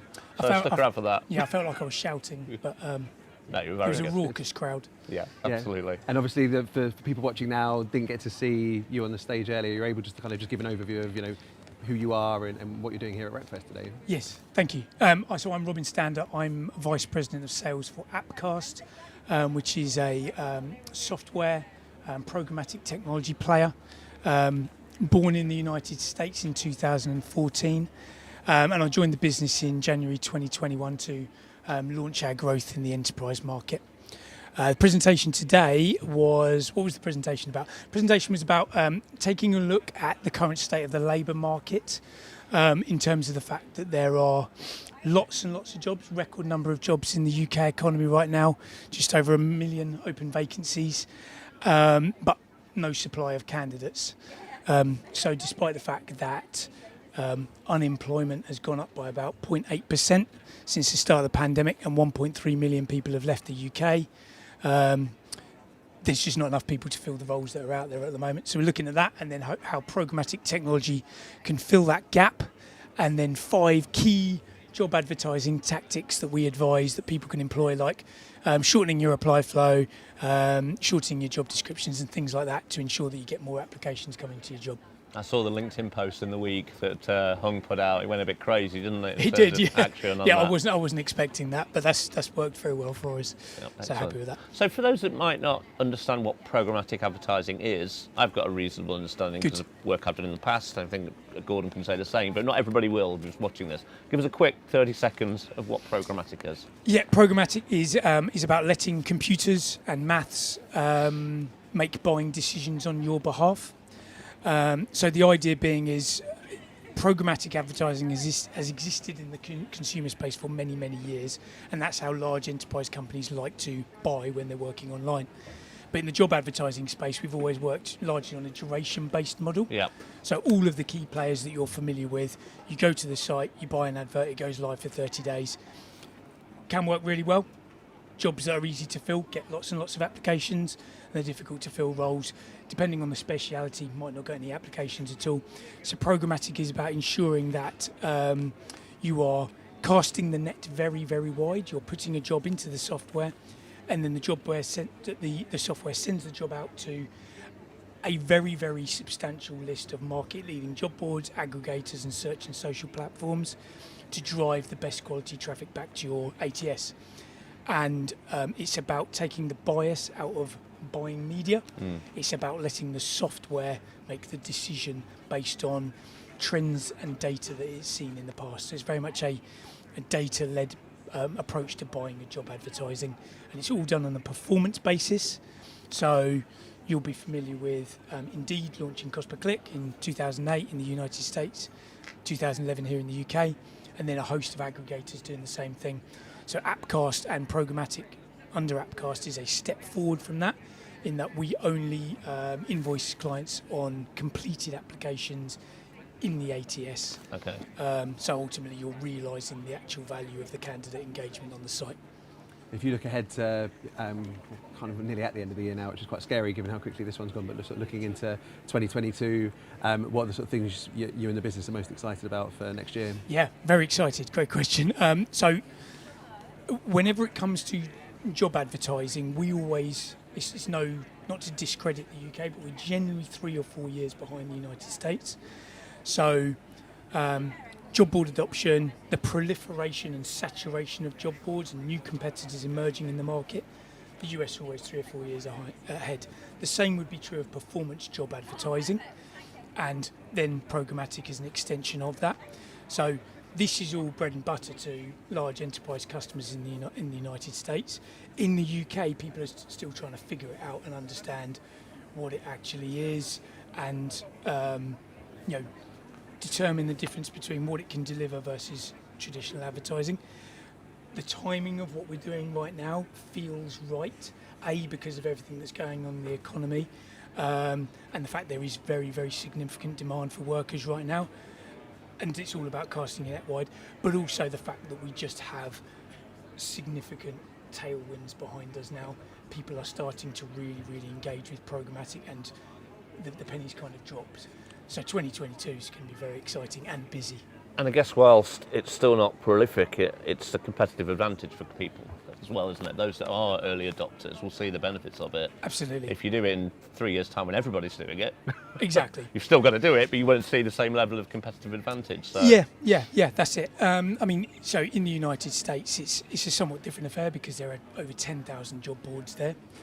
So when you plug into Appcast, you get access to all of those all at the same time, so you don't have to go through all the different vendor relationships.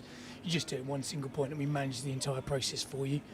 In the UK, it does look a little bit different because there are about 500 job boards here, and there are some that you do work with because they have lots and lots of traffic in a specific niche. And then there are other job boards that are too new to the market to really have realised any true traffic, and so they don't make a difference. So we're at a different stage of growth and a different stage of saturation, but every time we are having a conversation with someone directly, they want to come on board. So the timing feels absolutely perfect. And is programmatic a bit of a death knell for the old multi-posting tools that used to be so common and prolific? I won't mention names. No. Okay. They serve a purpose. They absolutely serve a purpose.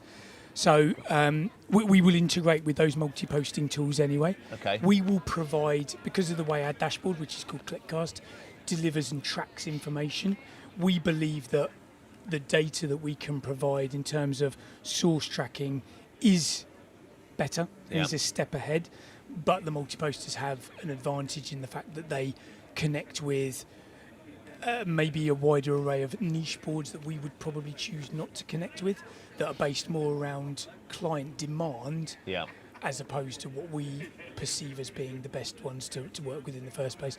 We know that most traffic comes from 4 or 5 of the key players, and you know who they are.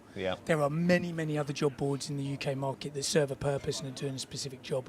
We wouldn't necessarily work with them right now, but the multi-posters do, and so they have an advantage there. So I think there's, in some ways, there's always a place. I don't necessarily think we're competitive to them right now, but that could change. There's room for both of you. Yeah. They're developing their product proposition as well, so there's definitely room for both, and we'll partner up if we need to. Okay, excellent. And in terms of RecFest today, who or what are you most looking forward to? Well, to be honest, this conversation was something I was very much looking forward to, and I'm enjoying it while I'm sitting here. They say that to all the boys. I took a wrong turn on the motorway, so it took me a little bit longer to get here. So actually, all I've been focusing on is getting up on the stage and delivering that presentation, meeting with my team, and eating some of the sweets that we've got on the Appcast stand. Perfect. And then come and speak to you guys. So once I've done that, I'm going to have some food, and then I'm going to go and see what's going on, because I don't know what's going on. Good stuff. But I'd love to see some of the presentations, and just the really great thing about the industry that we work in is kind of friends, or in some cases frenemies. There are people that we all work with, in some cases we compete with, but there's a mutual respect there, and it's beneficial for us to work with each other, so it's good to catch up with everyone after whatever a period, 18 months. Excellent. Listen, Robin, we can't talk to you forever. Thanks so much for your time. We've got some guy called Jamie Leonard coming on next. I don't know who he is. Yeah. But yeah. Thanks a lot. Pop the mic on there, mate. Nice to meet you. Cheers. Cheers. Thanks a lot. Thank you. Cheers. Cheers. Jamie. Good to see you, mate. All right. Thanks for mate. Hello. Here he is. Hello. Hello. We're on. We're live. We are live. Hello. Yeah. This looks great. I love it. Should we do that? What's this? Oh, we're up there. I didn't even notice. Pick your mic up, dude. We won't be able to hear you. Sorry, That's I've done all this a few times and I keep Just forgetting a to do the couple. microphone thing. Jamie, how are you? I'm very good, sir. How are you? How are you folks today? Yeah, we're good. We're good. Good. I like this setup. Yeah, Really it's good. like this It's a setup. bit more open, isn't it? Yeah. I like Yeah, the backdrop, it looks- etc. Yeah, so. yeah, it looks great up there as well. Weather's Really held nice. out. Yeah, weather's holding out. Well, it's just gone a bit grey. I'm a little bit nervous about that all of a sudden. We spend a lot of our time looking at BBC weather apps on a fairly constant basis. You've been proper blessed with weather, though, even for the last 5 years. We've done, as I said earlier, it's I never thought there was a benefit of having a vicar as a father-in-law, but it's come home to roost now. So, I think we're someone's pulling in our favour. So. We haven't introduced you, Jamie. So I know everybody here knows who you are, but Yep. not everybody who's watching online might. So just very quickly, introduce yourself. Jamie Leonard, founder CEO of the recruitment events company, and we do RecFest. There you go. There you go. Good intro. Thank you. So this is the second one in a year. Second one, yes. Getting a bit greedy? Yes. No, and we won't be doing it next year either. No, we're making up for lost time. Yeah. I think, we wanted to do a 2-day event in 2020.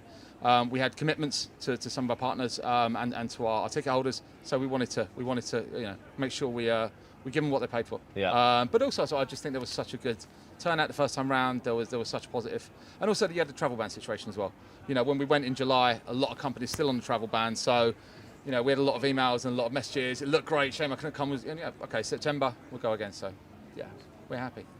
Good stuff. And obviously this is I guess you've got a couple more events for the rest of this year, but what's kind of 2022 looking like for 2022. So we've got one more event this year, an R100 Summit. 2022, we will be back to somewhere more central. We absolutely appreciate everyone making their way to Margate. It's not easy for everyone. I know there was someone. Ball lake, Jamie. It's an absolute ball lake. It's ball lake, yeah. It's if you're ball in lake, the Midlands, anyway. Well, Like I am. And Scotland's even worse. Scotland right? even worse. So we'll definitely be somewhere more central. We're looking at North of London or kind of Midlands way for next year, just to make it a bit more accessible for everyone, and probably back to a built-up environment as well. So back to what we've done. We kind of want to pick up where we left off in 2019. Yeah. We got to that point where we had the big full-on festival. Yeah. We built up from the ground and had everything from Wi-Fi that you had to put in and speak to the local authorities and stuff. But it really kind of was epic. So we want to pick up where we left off and jump back on that. Yeah, this is a great venue, without I a doubt. love it. It's purpose built. It's here. Yeah. We didn't have to do anything. You just rock up in the morning and get going. So yeah. What challenges have you faced trying to do 2 in the space of 3 months? About 3 months. Keeping the team going, because usually we get to July, you have that big lift, and anyone that works in events will know you get that big high from the event, and then your energy goes completely. Everyone had colds for about 3 weeks afterwards. Yeah, and everyone's knackered and hungover and drunk and the whole bit. But we couldn't do that. We had to pick up right where we left off. So it was literally just a case of on the Monday, we're going again. We need to build a speaker lineup. We need to work with our sponsors. So I am looking forward to a break after this. That's been a big challenge. Obviously, we spoke about this before, the international side, really difficult for us. We started to build up a nice international audience in 19. We had about 15% from Europe and US. Yep. I can't do that. England's on the double red zone now, so, no chance of getting anyone in. Although I do respect some of the guys that come over from the Netherlands, because that takes a lot of effort. It's a 14-day, 10-day quarantine, I think. Yeah, as well, I think so. Yeah. Tough on them. Yeah, I was talking to Tristan earlier. He said actually that's just been dropped now. Has it? Had to. Yeah. So, okay, nice. Yeah, nice. we've just changed it. So any plans to do a RecFest abroad at any point in the future, do you reckon? I'm not sure. Like someone mentioned about the US. I don't think the US would get RecFest. I'm not quite sure they'd really, like even when we speak to some of the sponsors, they kind of go, don't really understand what this is. So maybe not in the US, maybe in Europe possibly, but it's kind of like we've always had the theory there's only one Glastonbury and people travel for it, and we're all right with that. We kind of want to be the Glastonbury where everyone comes to. What we will be doing next year, definitely, and I'm talking to our event organisers at the moment, is actually making a bit more of a week of it and putting on events around it as well. So doing a bit of a fringe style thing where other event organisers come in, do their events around the same time and location. So if you are getting people from overseas, there's way more of a reason. It's not just, we're coming over for a 2-day event. We're coming over for a week because we know there's a lot of stuff going on and dinners and all that fun stuff as well. Yeah, that sounds incredible. Yeah, man, that'd be fun. Hopefully. Proper logistical well, if we're not in nightmare, lockdown, but it'd be great. Yeah. I'll give that to the team. I don't do logistics. I've got the idea. You go and sort that out. What have you enjoyed so far, and what are you looking forward to? What have I enjoyed so far? I think it's great. I've actually got chances to watch the main stage for a start, which has been really good. I like the EY Speakers Corner. There's like 50, 60 people there. They came to us and just said, we want to help promote talent acquisition. We want to, be seen to be a steering voice in talent acquisition, and we don't want the tried and tested speakers. We don't want the ones that everyone's seen. We want some new faces, and we did a bit of a recruitment drive for them.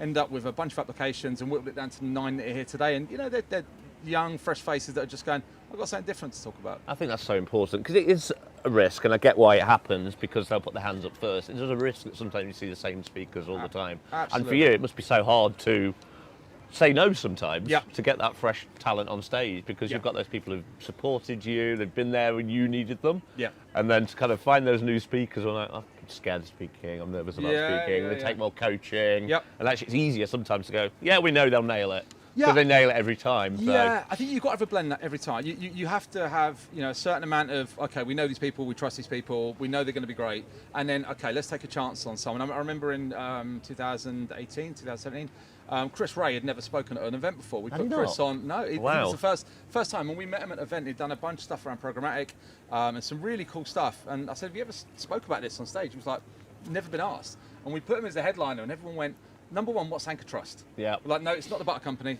Big care company. And he was fantastic. And then all of a sudden, you couldn't see an event without Chris for the next 2 years. No, so that sort of stuff's great. Finding those future stars is, it's a bit of a passion of ours. Do you support those speakers? Do you coach them, mentor them, or hook them up with the speakers? How does it work if someone hasn't ever spoken? So historically, we will be there for whatever they need, and we'll run for their presentation. We've actually just hired a guy called Hedy, new starter. Hedy does a lot of speaker coaching. We didn't realise that we hired him. So he's worked with the people that are on the EY stage at the moment. So he's done one-to-ones with them for about an hour each, gone through their talk, and then just a little bit of a critique. This is what you probably need to work on. This is what we need to change. And I think they've appreciated that because they've picked up a new skill set there. So yeah, absolutely. That's really good. And in terms of rest of today, what are you most looking forward to? Rest of the bar opening? Is that too easy an answer? I'm joking. Sorry, that's way too easy. Too obvious an probably answer. A fair few people also looking forward to it. Maybe not the priority, but looking forward to it. Absolutely. I think there's some really cool stuff on Hung's stage. So Hakeem comes on at 4 o'clock. I think he's doing some really interesting stuff around anti-racism. And he's a really great speaker as well. Super passionate. I love Sonia this morning. Looking forward to that. Those two are the ones that I've really been looking forward to. Also as well, you've got Will Dempsey from AstraZeneca. That's very cool talk. And Dave Ventum as well. Dave's never really spoken at an event before, but he's doing some amazing stuff around strategic workforce planning.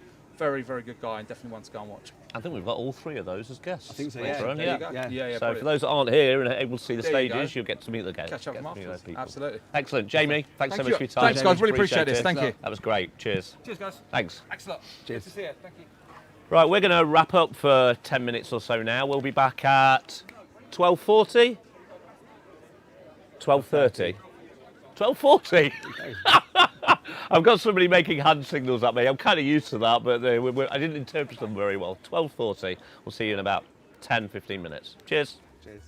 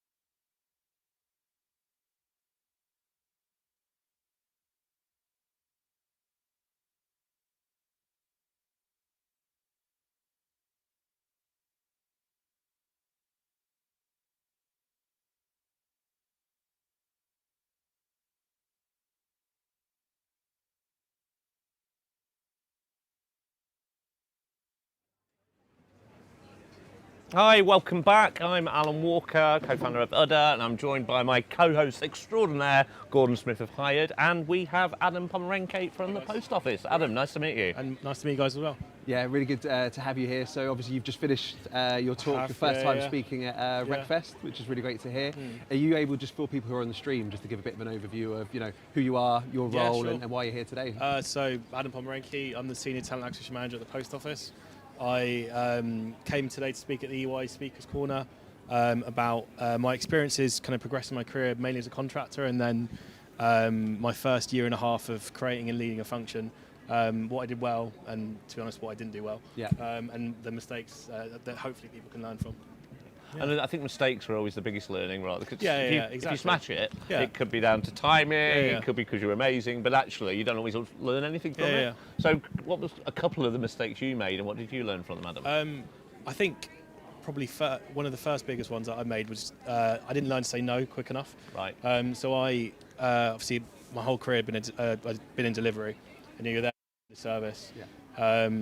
Especially as a contractor, it's just whatever you get given, you just do. Yeah. And I think I still had that ethos a bit too much when I was creating a function. So, in retrospect, saying like, well, you want me to do this?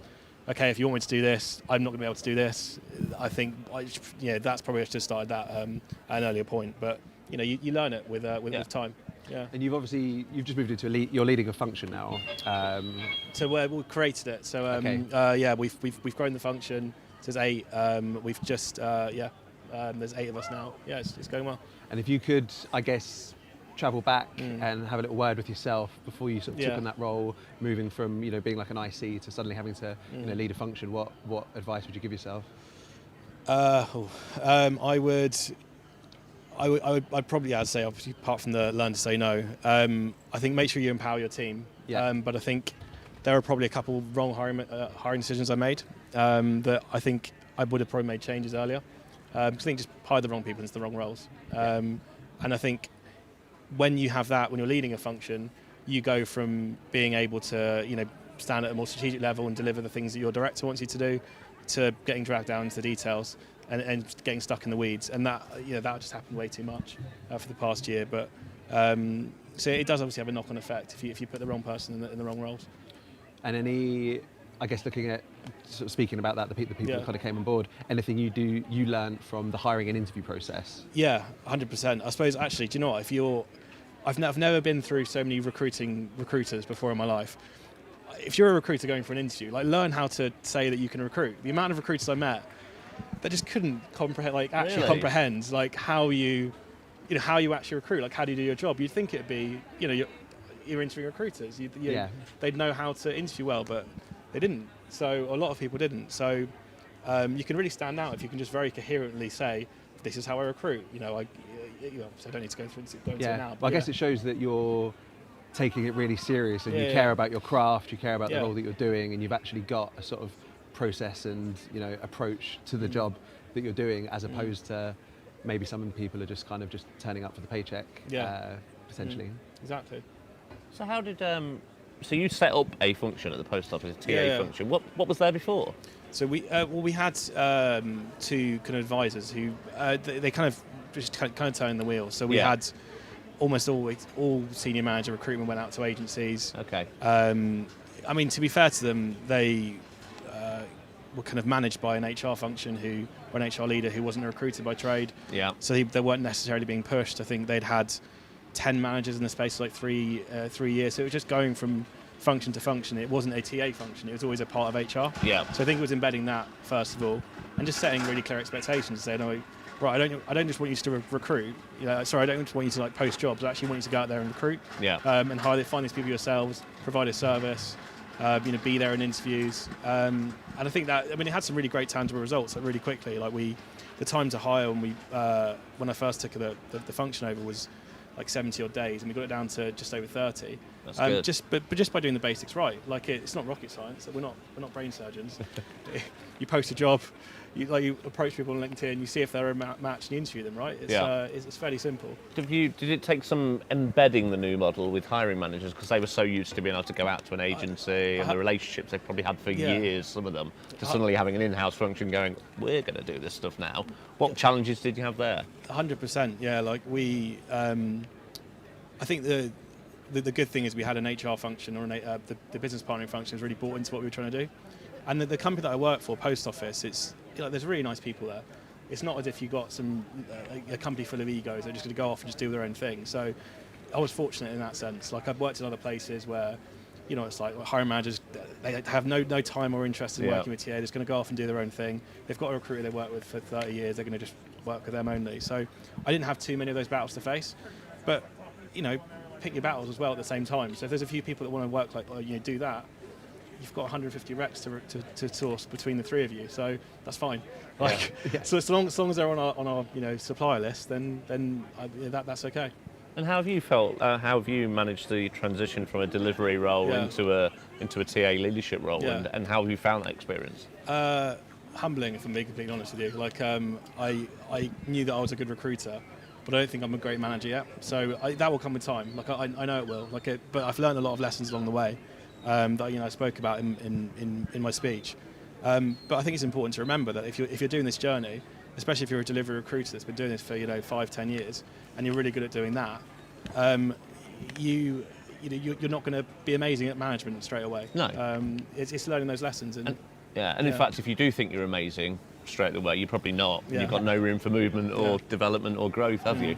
So I think that humble approach, I think a certain degree, imposter syndrome can be healthy. 100%, because you're always looking to improve, you're always looking to grow into that role, aren't you? And are you managing people that used to be your peers now, or? We were just talking about that before we came on here. Actually, no, I'm not. So, okay. When I came in, there was just one recruiter, and we've built the team out. Yeah. So you haven't had that challenge to get over. No, fortunately not. Yeah. Well, what do you enjoy most now then about the leadership role? It's hard to say. Remember that thing you said a second ago about recruiters not being getting interviews? Sorry. Right. No, I think it's nice to see a team you've put together. Yeah. Especially when the team you've hired, you're watching them grow. Yeah. And that's the thing I like the most about it. Absolutely. Yeah. And you've obviously just finished off your talk, first time here. Now that you're done for the day in terms of speaking, what are you most looking forward to?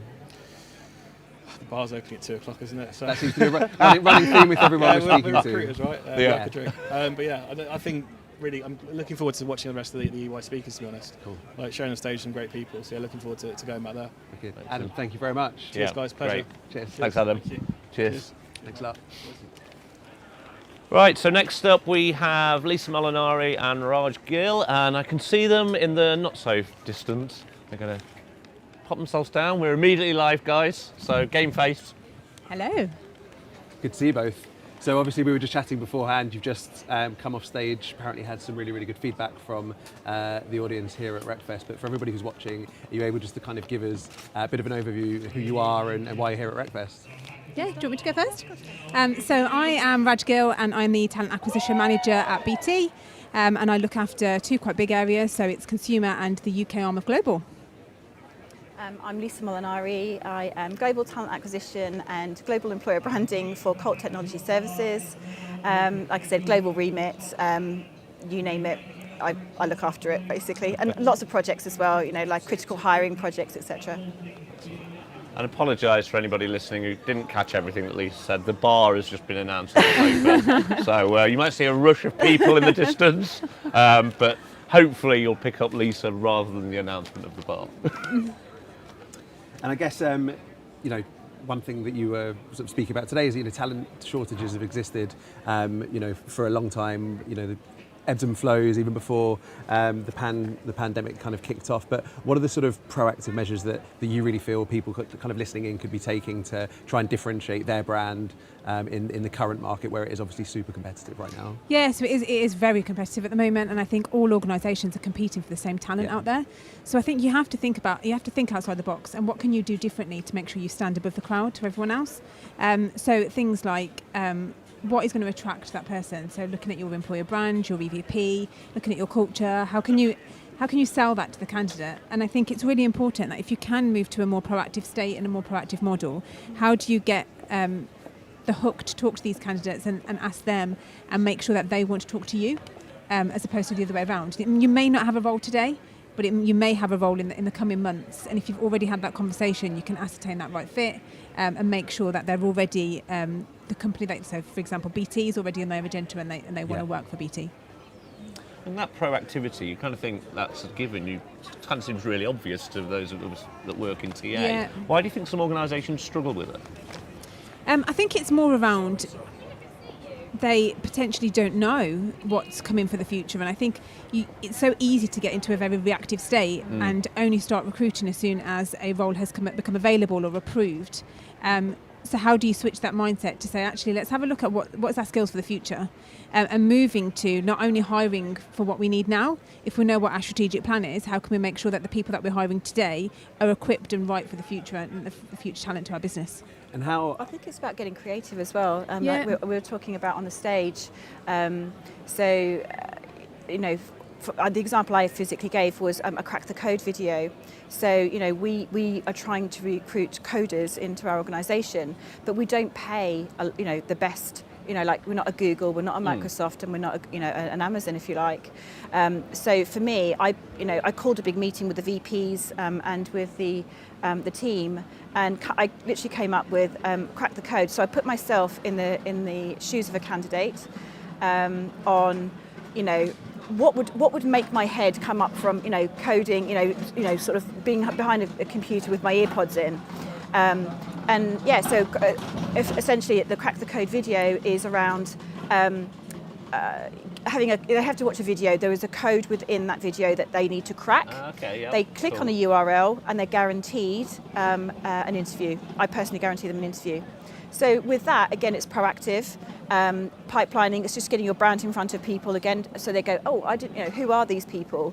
And that way, it's completely unbiased. Yeah. There's no CV. They haven't had to, kind of go through any particular hoops and being screened. They're going to go straight to interview, purely based on their skills. That's brilliant. Cool idea. I guess when you're thinking about this whole sort of proactive approach, it definitely makes sense in terms of the theory of it and getting the brand in front of people before you might approach them. But if you're sitting in a TA function at the moment and you've got very aggressive headcounts about roles that need to be filled yesterday, how would you suggest somebody who's kind of in that function address that with the business and kind of say we need to do a bit of both here? It can't purely just be bums on seats. Today we need to have this sort of more proactive approach in addition to that, where it might not deliver people tomorrow. So I think if I'm totally honest, I've got that challenge today. Yeah. And I've been with BT probably about 3 months now, and we've just opened some new strategic offices, and one of those is Birmingham in the Midlands. And I hear a lot about we need to recruit talent in Birmingham for the future, and that's where our talent needs to be. And I think some of the business areas at the moment are working very reactively because headcount has gone through the roof, and the amount of roles that we're recruiting has gone through the roof. But I guess my advice to the business is when I'm speaking to them is, what data can you provide me so that I make sure that I can talent skill the skills for the future? So is it the fact that we need to look at like tenure in role, or people that are coming up for retirement, or that kind of thing, so we can make sure that we're talent pipelining the right skills and not the wrong skills, and making sure that we're interacting with the right skill set to go forward.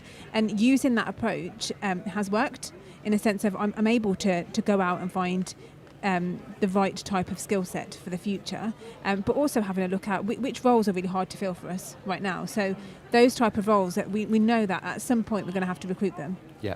And how do we start having those conversations today? So it's kind of a combination of both at the same time. I think also as well, like we were talking about on stage, was apprenticeships.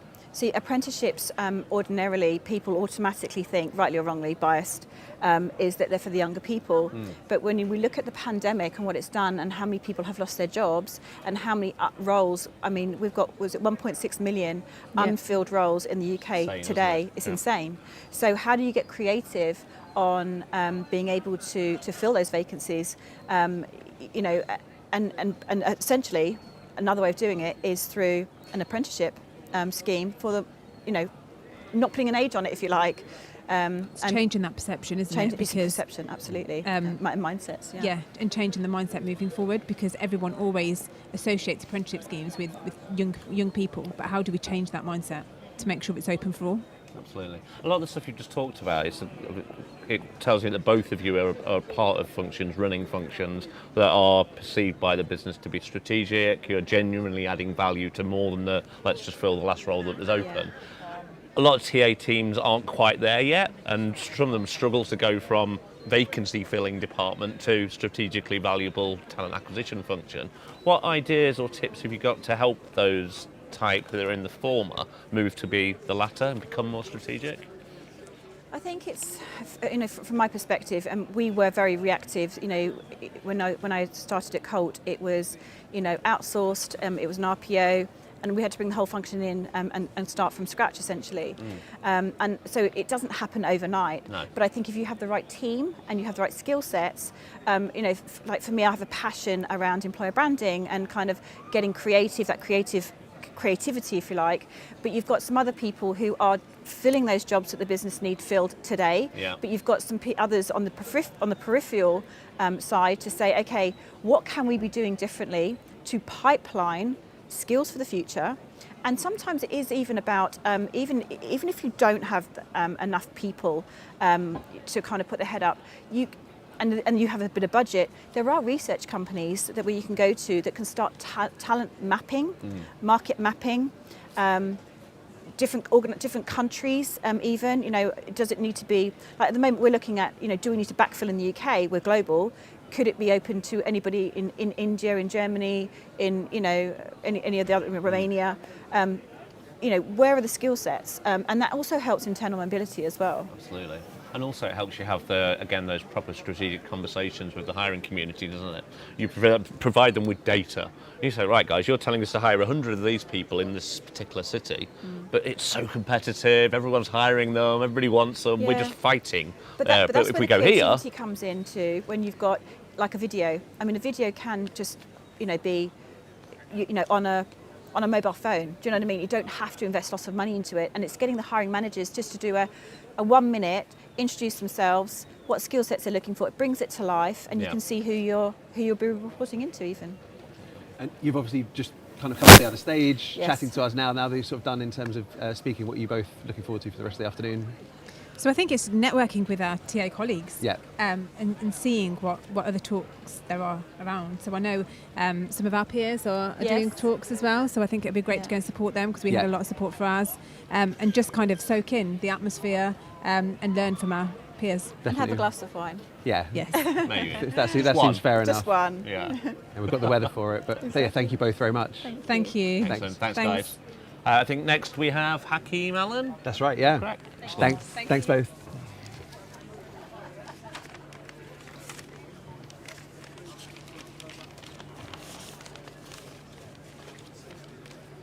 Hello, Hakeem. Hi, how are you doing? Hi. Can it be socially distant? If That's okay? fine. No, All good. that is your choice, my friend. Microphone there for you. Yep. Brilliant. Am I holding it right? You are. That's perfect. So, Hakeem, for those that don't know you, and anybody who's been to see your talk now knows you much better, of course. Can you Later, quickly... it's at 4 p.m. Ah, Brain food stage. My It hasn't happened yet. My apologies. No worries. They will get to know you later then. Can you tell us a little bit about who you are and what it is you do? Yeah, so my name's Hakeem. Should I look? You? Yeah. Okay, Yeah. cool. My name's Hakeem. As you can tell from my shitty accent, I'm from the States. I like to say the indigenous lands of the Native Americans. And for me, living in the US and in Australia and in the UK, I've always been in white-dominated spaces. And whether that was socially or professionally, never always felt like I could be my full self. And so that's always sort of been my lived experience. But my background's always been in business. So consulting, innovation, design thinking, that's been my background. And then sort of everything changed last summer and started a charity. So I now run a charity called the Anti-Racist Social Club. And we do workshops with organizations, businesses, schools around inclusion, diversity, equity, access, and anti-racism. So for me, I just like to say I like to make racism fun. Not the experience of it, but at least talking about it. Yeah. And how's it? So it's about a year since It's a year. We just celebrated our birthday. Oh, congrats. And it is exciting and also terrifying. Yeah. During a pandemic, it's just the most interesting time because people are more vulnerable and they're starting to have real conversations with themselves and start to look within about what matters to them. So it's actually the perfect time. And I think that's why the events of last summer were so pivotal, right? It's not the first time, and unfortunately it's not the last time that something like that's going to happen. But the reason why everyone was so focused is because there were less distractions, right? We were all sort of waiting. We didn't know what for. And so when that moment happened, we were more able to meet that moment, I think, because our consciousness was just, it was more present. And you obviously the name Anti-Racist Social Club, is it primarily racism that you focus on, or do you also help organisations tackle other areas of diversity? Yes. Yes, the latter, or the former? Yes. So it's both. Yeah. And that's what we're going to talk a little bit about in our chat. So anti-racism is inherently intersectional. And if anyone's new to that terminology, what it means is that if Black lives matter, then Black female lives matter, Black gay lives matter. Yeah. Right? We are no more important one aspect of us than another necessarily. I'm a gay Black man, and at any point in my life, I might experience racism or homophobia or a mix of both. Yeah.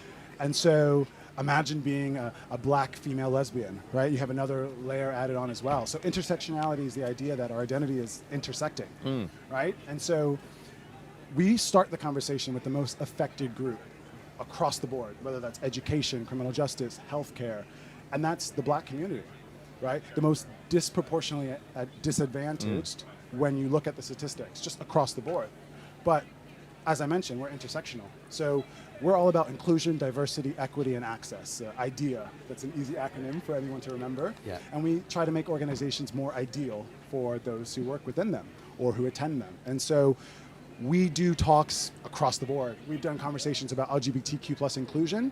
I've led sessions with organizations where we get all of the men in the room and we say, how can we better be allies to women? So no matter what the challenge is, we help organizations become more diverse in all aspects of identity. So that might be socioeconomic background, neurodiversity, sexuality, ethnicity, gender. It's all about psychological safety. So at the end of the day, if someone comes to us and says, we want whoever we work with or whoever attends our school to feel safer, to feel like they belong, that's a challenge that we can help them solve. And by calling ourselves the Anti-Racist Social Club, we try to make it fun. Yeah. Right? My goal with starting this organization was to take the shame and the guilt out of the conversation. Really wanted to invite people in. And so that's our brand. We sort of use humor and we try to talk to people who are usually not interested in these conversations and try to bring them into one. I think that's really important, the fun aspect, because there is always a danger of anything that's in the diversity space of people feeling that they're being preached at or told off, rather than them feeling like they can be included and start to understand and start to enjoy the benefits of thinking differently and thinking more diversely. And it's a challenge, right? Because the anger and the frustration is for a reason, and it's valid, right? The lived experience of so many people from marginalized communities is real, and we have to understand that. And, not but at the same time, we have to find a way to talk about it. Because if we can't talk about these issues, it leads to inaction. If I can't share my lived experience in an open space and someone can't receive it without feeling guilt or shame, we're not going to get anywhere. And so what we do is try to create digestible content. Yeah, right? like So on not our talking about it's not helping. Exactly. So on our Instagram, we try to use humor. We're doing a comedy benefit coming up. I'm a stand-up comic as well, sort of another one of my hidden talents. Many talents. And so that's the sort of energy and humor that I try to bring to the conversation. And the feedback we get is that people, for the first time, are having these difficult conversations. And so that's why we say we make racism fun. It's not the experience that we're making light of, but it's at least the conversation. Why can't we play some games, and why can't we break down barriers and allow people to be vulnerable, because then it invites them in. So something that we always say is, let's not call people out, let's call them into a conversation. You're not going to get anywhere by saying, oh, you're racist, right? So what I might say is, that might be racially problematic or racially insensitive. Yeah. Let's talk about it. Let's fight ignorance with education. So I want to be clear that the frustration and the anger, it's all valid, right? And that should never sort of be demonized or said, oh, that's the wrong way. There's no right way. This is just my approach. And if it doesn't work for someone, well, then there's other approaches. But as long as we're talking, educating, reading, then we're doing something, right? It has to start with ourselves. And that's what we start to get people to realize, is that this isn't just for governments or organizations to solve. This is about how we teach our kids. This is the conversations we have with those family members who we all know that are difficult and don't want to hear truths. This is how we spend our money. This is how we stand up for our coworker who just was the victim of a microaggression, right? We have to start being better allies, and that's what we want to equip people is with the resources and the tools to be better allies. And obviously there's... You go. I love questions, so keep them coming. I was going to say there's, I guess in larger organisations and institutions, there's a lot more investment and focus put on the subject of DEI, and maybe there's people kind of tuning in now who work for smaller organisations that aren't as sophisticated, that don't have as much resources or money. Where would you advise people start if there's people sitting there thinking, we want to start this conversation in our organisation because I know that the employees would care about it? Like, what would you say is a good starting point? So, if I can make a little plug, we've got on our website, we've got this quiz that we just launched. You'll see it everywhere with our QR codes and link.theantiracist.club.quiz. There we go. Write that down. Exactly. And it will take you to a quiz where you can figure out how inclusive, diverse, and equitable your organization is. And it will give you a custom result based on your answers. So whether you're an employee or a member of a leadership team, you can start to learn what inclusion might look like for you. Yeah. So it doesn't matter if you're a 30-person organization or 300. It doesn't matter if you're all white men or all black women. There's always an aspect of improvement, right? There's always someone who doesn't feel like they belong. I don't want to reveal too much of my talk, but we're going to talk about a study where it showed that 50% of white straight men, the group of people that often gets demonized in these issues, hide their true selves at work. So this isn't an issue where it's only a certain amount of people. Everyone's impacted by it. Yeah. Everyone deserves to feel safe going to school, going to work. And so this isn't a let's put them against them. We don't do that. We're an open table for everyone to come and to learn. And so whether you're 5 people, which was our first workshop, and then wanted to figure out how we can create a safe space in our ways of working with our clients, or whether you're a 300 or a 500 or an 800 organization, like the ones that we work with, or we're designing online self-paced learning, or we're designing workshops outdoors in a park, where we're having fun and playing music and just learning, right? It doesn't matter what size you are. It doesn't matter if you need to uncover the problem with a safe space conversation, or you need a leadership deep dive to do some role play with your leaders about mentorship and leadership, right? We do a little bit of something for everyone, but you just have to start. You have to, get engaged in the conversation. You can't let fear and anxiety hold you up, right? Inaction then becomes complicity, right? Silence becomes complicity and oppression. And so you have to do something. And if you're ever wondering, I don't know where to start, right? Reach out. So many of the conversations start with just the honest truth of, I don't know what to do, but I know I need to do something. And we love that because then it's an open conversation, right? We like people who have a specific idea, but we also like an open brief where it's like, we don't really know what works. One organization came to us and we developed a podcast for them, right? And so that's why I started this organization. It was about sort of changing the game and really just changing the conversation. One last question, because the guys are doing this, but I want to ask you more, so I'm not going to stop. So, you can see my socks. Oh, yeah. Obviously, there's lots of stuff around organisations continuing remote work forever, going to a hybrid version of that, and some are saying everyone come back to the office.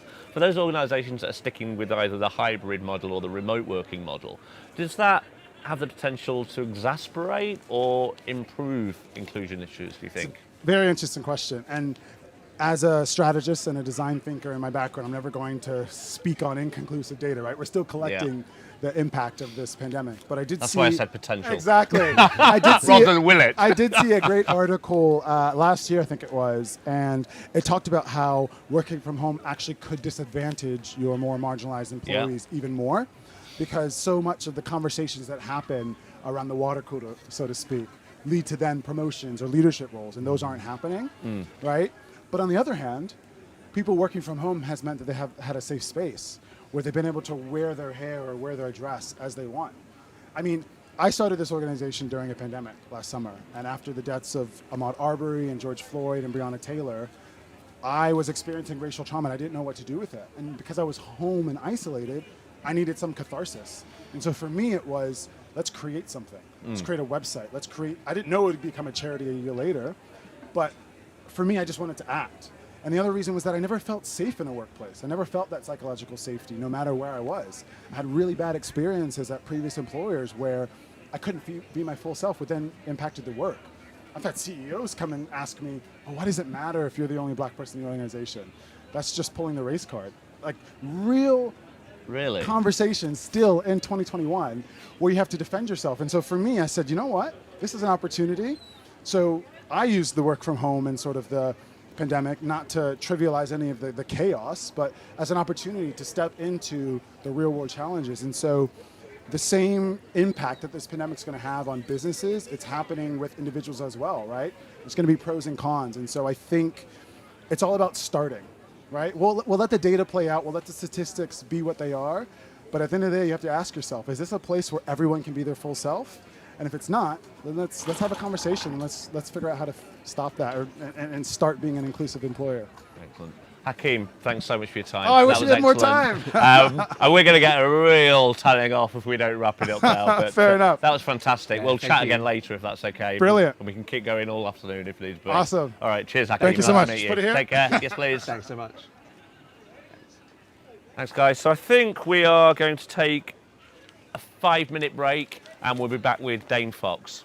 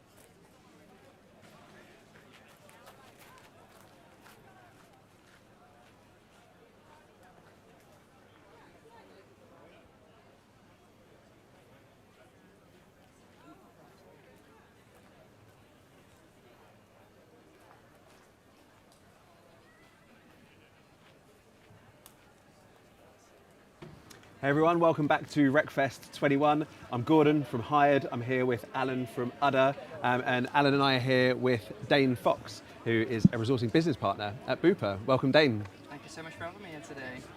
I feel like I've made it now being on this show. This is it. Your life's work has reached its pinnacle. Yeah, exactly. You Downhill can just from retire here. now. Yeah, pretty much.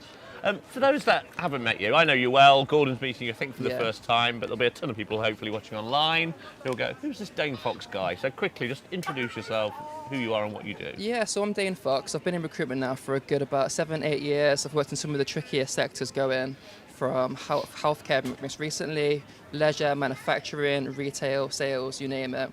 So I've got a really eclectic mix of experiences. Most recently, I've joined Bupa, been there for 3 or 4 weeks, managing their recruitment team in the health clinics and hospitals.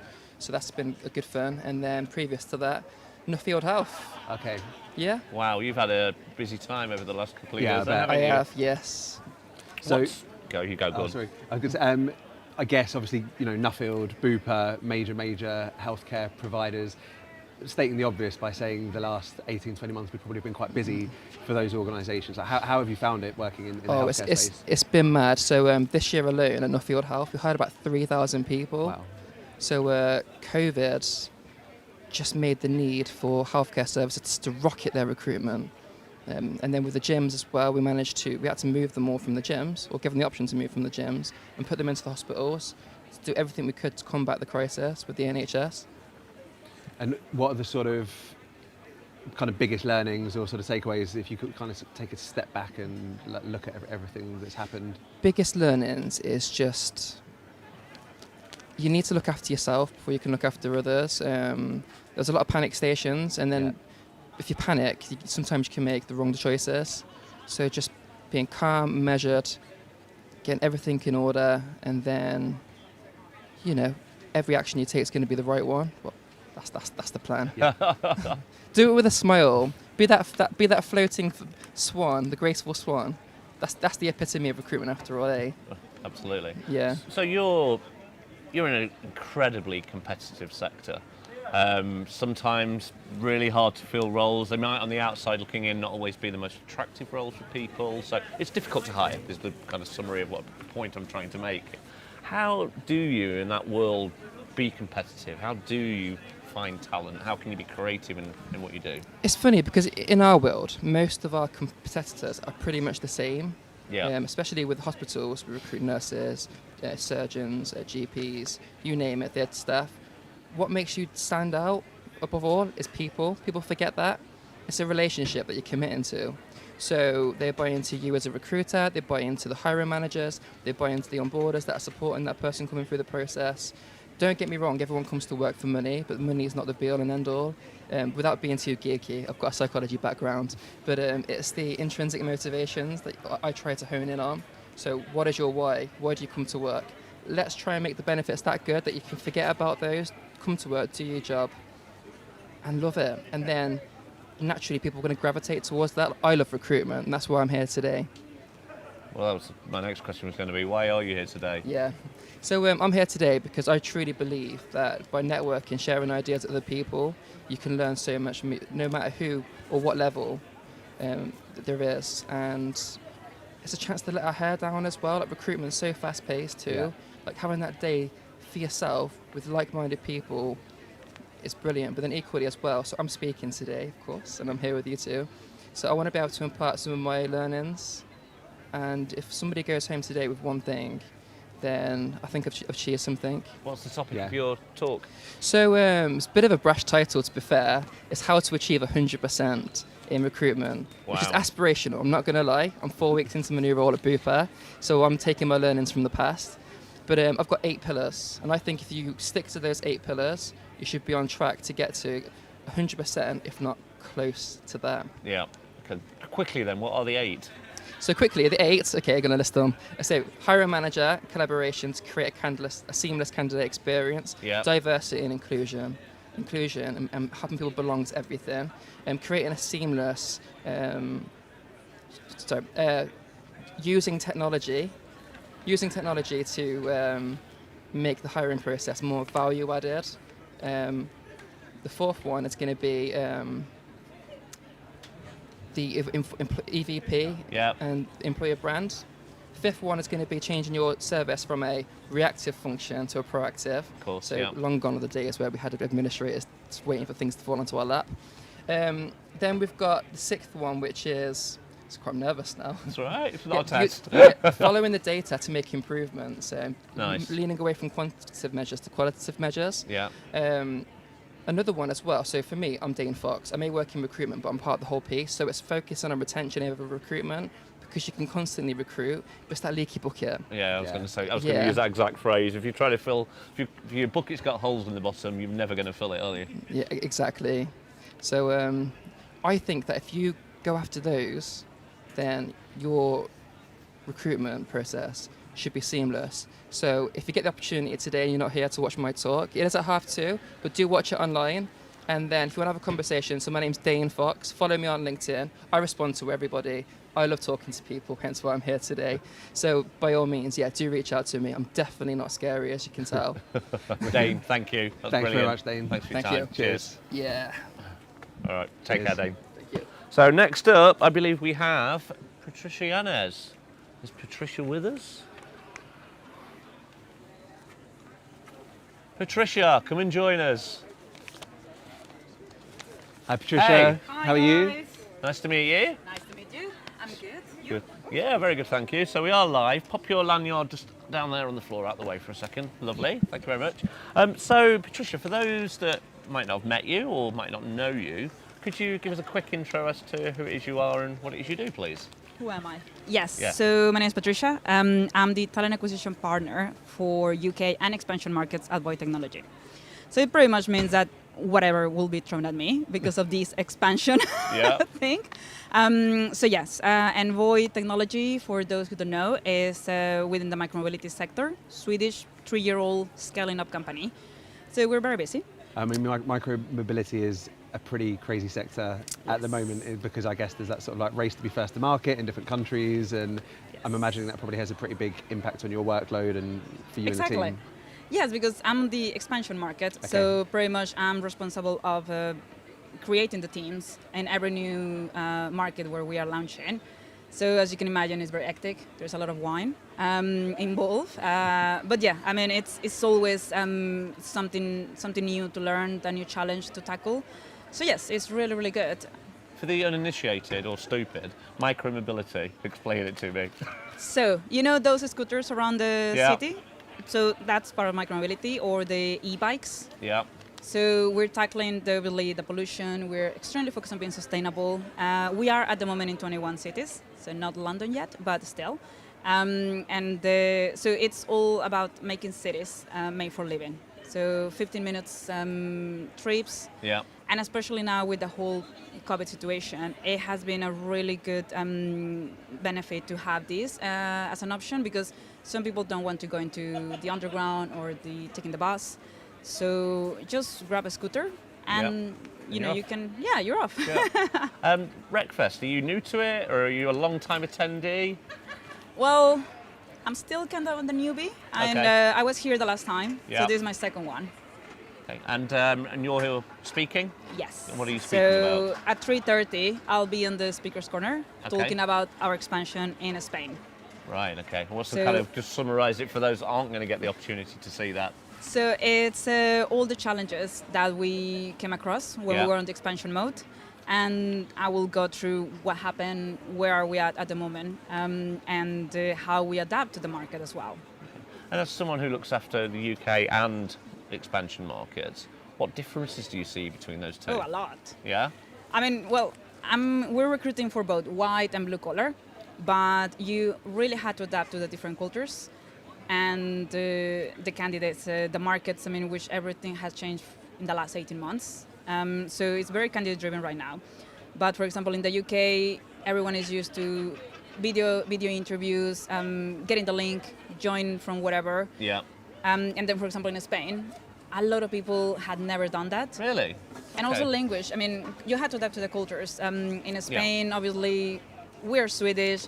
I'm in the UK calling numbers in Spain, and for some reason, they don't answer. they feel it's a spam.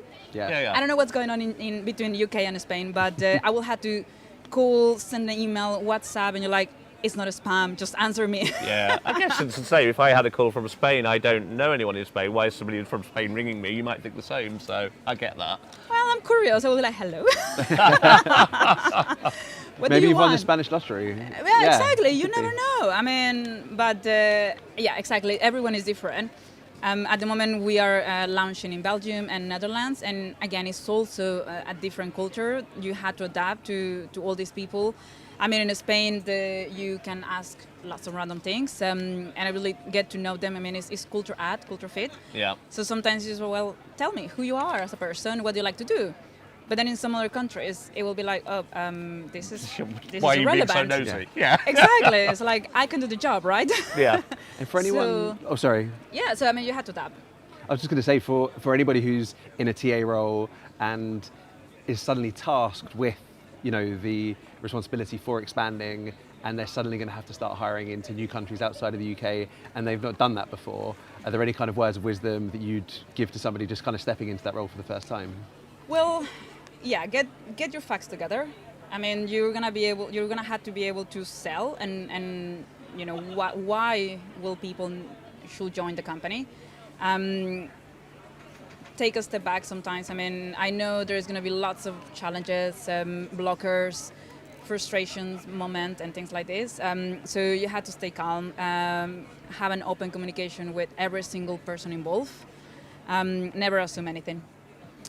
And yeah, I mean, personally, yeah, you had to have wine I was next going to to you. say, you mentioned it at the start. Yes. Yeah. Like you can look at your watch about, don't you, thinking, what time's wine? You know what? I saw people already with wine and beer, and I was like, hold on. I'm missing out. Is that open already? Maybe they brought their own. Well, I will not be surprised. So yeah, I'm actually going to be looking if they open already. Good. Well, I survive now could with be the that. time. Yeah. So Patricia, thanks so much for your time. Yeah, thank you. It's been great. Well, thank you for inviting me. Really enjoyed meeting you. Thanks a lot. Thanks. All right, take care. See Cheers. you. So next up we have Christine Ing, and she's here. So, Christine, come and join us. How are you doing? Good, How are thank you? you. How are you? Good to see you. I'd like to shake hands, we hug. Yeah, Like, what do we do? well, yeah, whatever. Yeah. We'll say hi for now. I got Oh, yeah, the okay, let's do fist that. bump. There So we we don't go. have any We'll noise. Would you compromise. take the lanyard off Yeah, for a second, sure, please? of course. Wonderful. Excellent.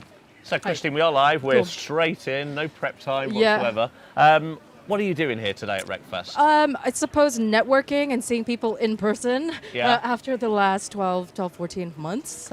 Seeing everyone in a little screen. So really seeing people, hugging people, and networking and learning from everyone else, of course. And how's it been? Yeah, it's been great. So I've been co-hosting the Brain Food stage with Great. Hung.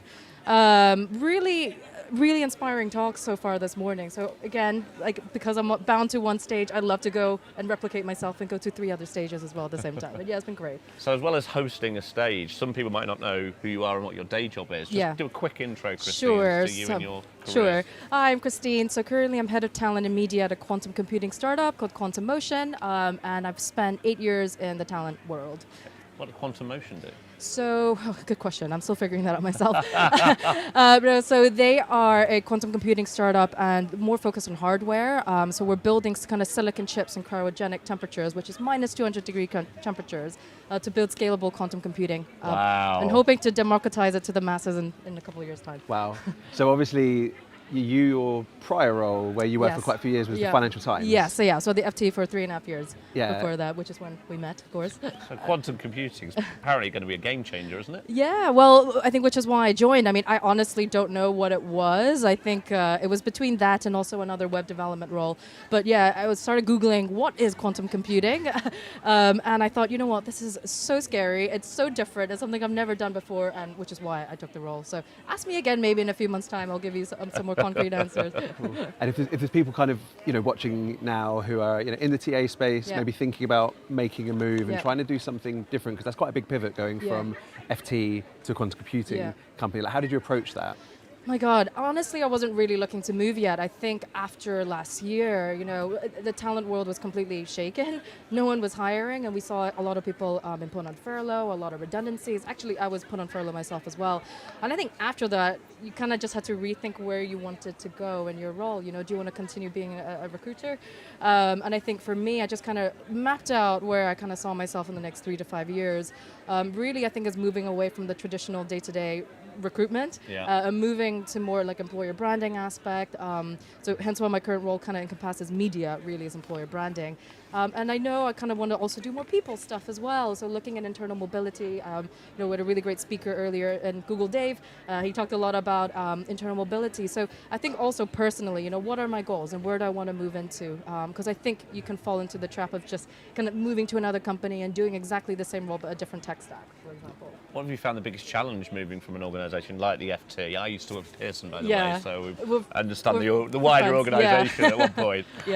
What have you found the biggest challenge moving from that kind of structure and traditionalism to a certain degree into... Definitely a struggle. Quantum. So Quantum Motion, we're 20 people and very academic. So actually another 20 PhDs, so we're 40 people.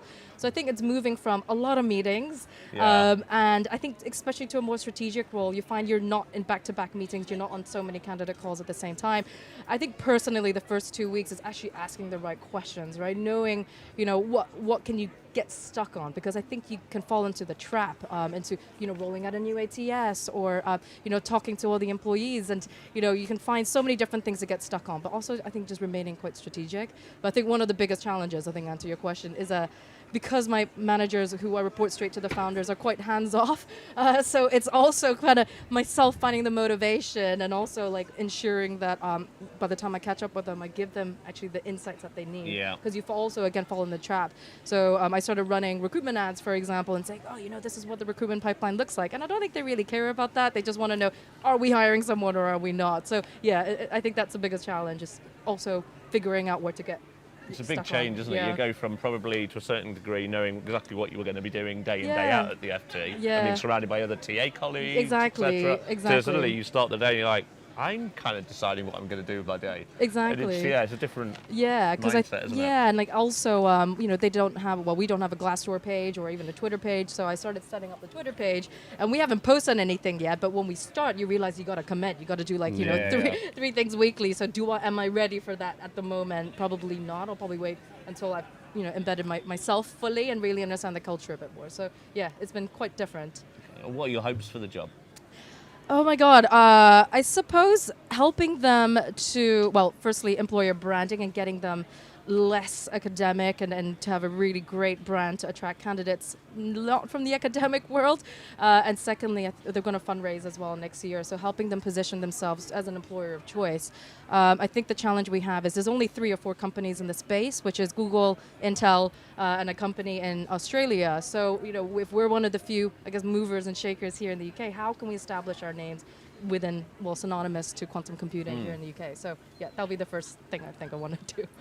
Any advice that you'd give to somebody who's kind of working in a more corporate environment right now, thinking startups where I want to be? Yeah, I think it's always glitz and I think you think grass is always greener on the other side, right? Yeah. Definitely, because I came from startup world before, I kind of know what it's about. But I think before you make that change, you really got to figure out, is it for you? Again, because like you said, there's no structure. No one's going to be telling you, right, we need to make 10 hires this month. It's really up to you to figure out your day. And I think second thing as well, it's not a 9 to 5. You got to be ready, after 5 and also on weekends. If there's things that your founder is going to be wanting to do, like you got to be able to kind of jump through multiple hoops. So I think really think about whether the startup life is for you. Yeah. Do you have the setup?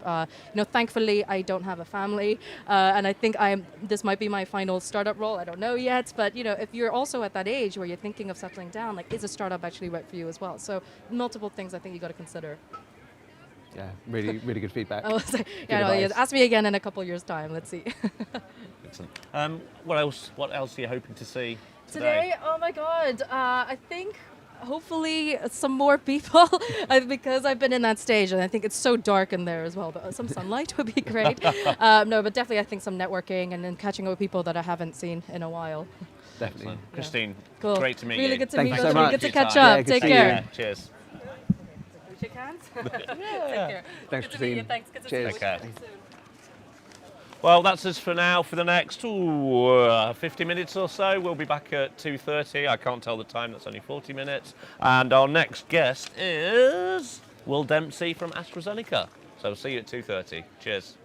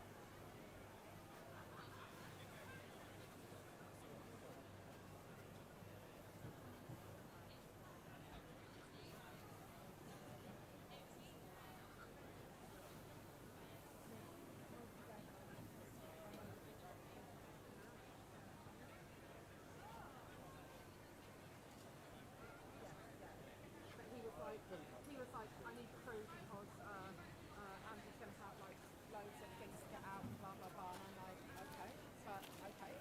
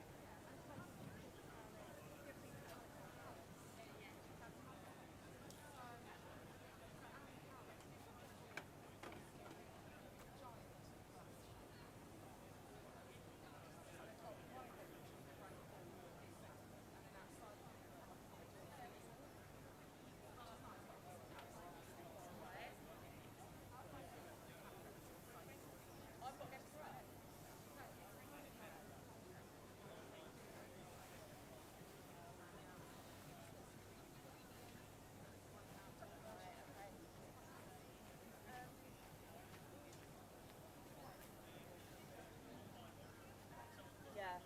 Well, I know, like, talking to the button. Yeah. Okay, yeah, but just sit up with this.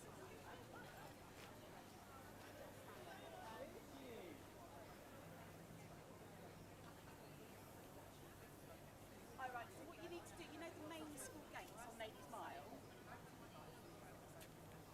Or you can go up at the end of the school day then. Yeah, but then I would just go in that main gate because I don't even know, I haven't picked up since the school year, so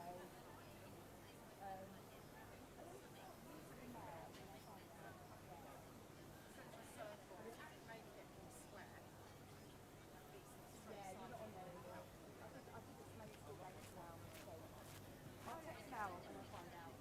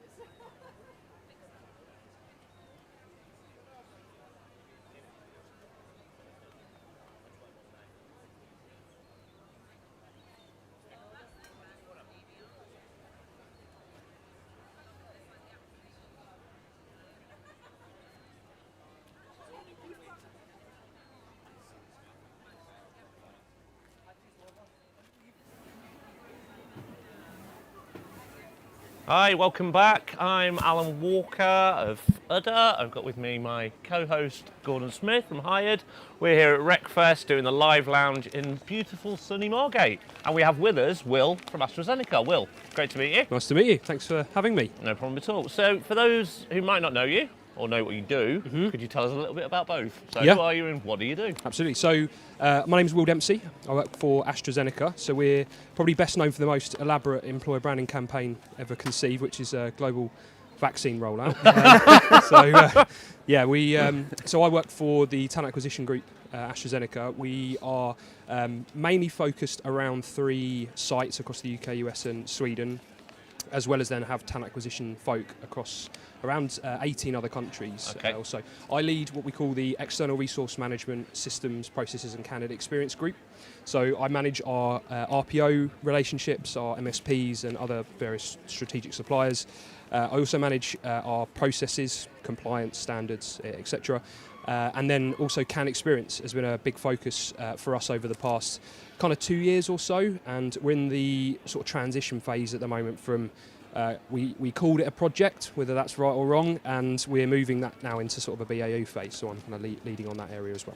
Okay. What prompted that project? Have you identified issues or been told there are issues with candidate experience? Yeah, so we have never been great at listening, I have to admit. We're definitely better at it now, but we kind of started really listening about 2 years ago, and what we were hearing was there were various stages across the experience that was just not great, and our candidates, we were not meeting their expectations, and regardless of whether they had a good or bad view of our employer brands, the experience was letting us down, effectively. So we started listening, and it's something that's really kind of raised in profile across our team over the past kind of 18 months, 2 years. Was it difficult to keep that project on track, given, I'm assuming, You're going to say the C word, aren't you? Yeah. Everything that's happened the last 18 Yeah. months, I imagine, pharmaceutical business would have been distracted and had a lot going on. Was it challenging to keep the projects on track? Not really. I think there was a lot of buy-in very early on what we were trying to do. We took quite a different approach to it, as in how we were looking at it was not the typical, I heard Jamie describe in the lead up to, to today. I've spoken about it, and he described what I was talking about as just not slapping the paint on. And it wasn't just about spending a load of money on tech and throwing it at it, but the team were really engaged. Our team was involved the whole way through, and it wasn't just we found a piece of tech, we're going to put it in and it's solved. We set out to really understand the problem and through the eyes of our recruiters and that sort of thing. So I think that how we were engaged across the team really did help us ultimately in keeping them on board. And you talked about you got better at listening a couple of years ago. For those that might not quite understand what you mean by that, or more importantly, how you did it. Yeah. What did that listening? What kind of approach did you take to doing that listening? Yeah. So we did a big period of very intense listening. So we went through a discovery phase, effectively. So what I realised very early on about Can Experience, when I started kind of, to be honest, messing around with it, is what I'd say now. It became very apparent very quickly we didn't really understand the problem statement, and this is what I've said to a lot of people who have heard about what we're doing and asked me how and why and what we've done.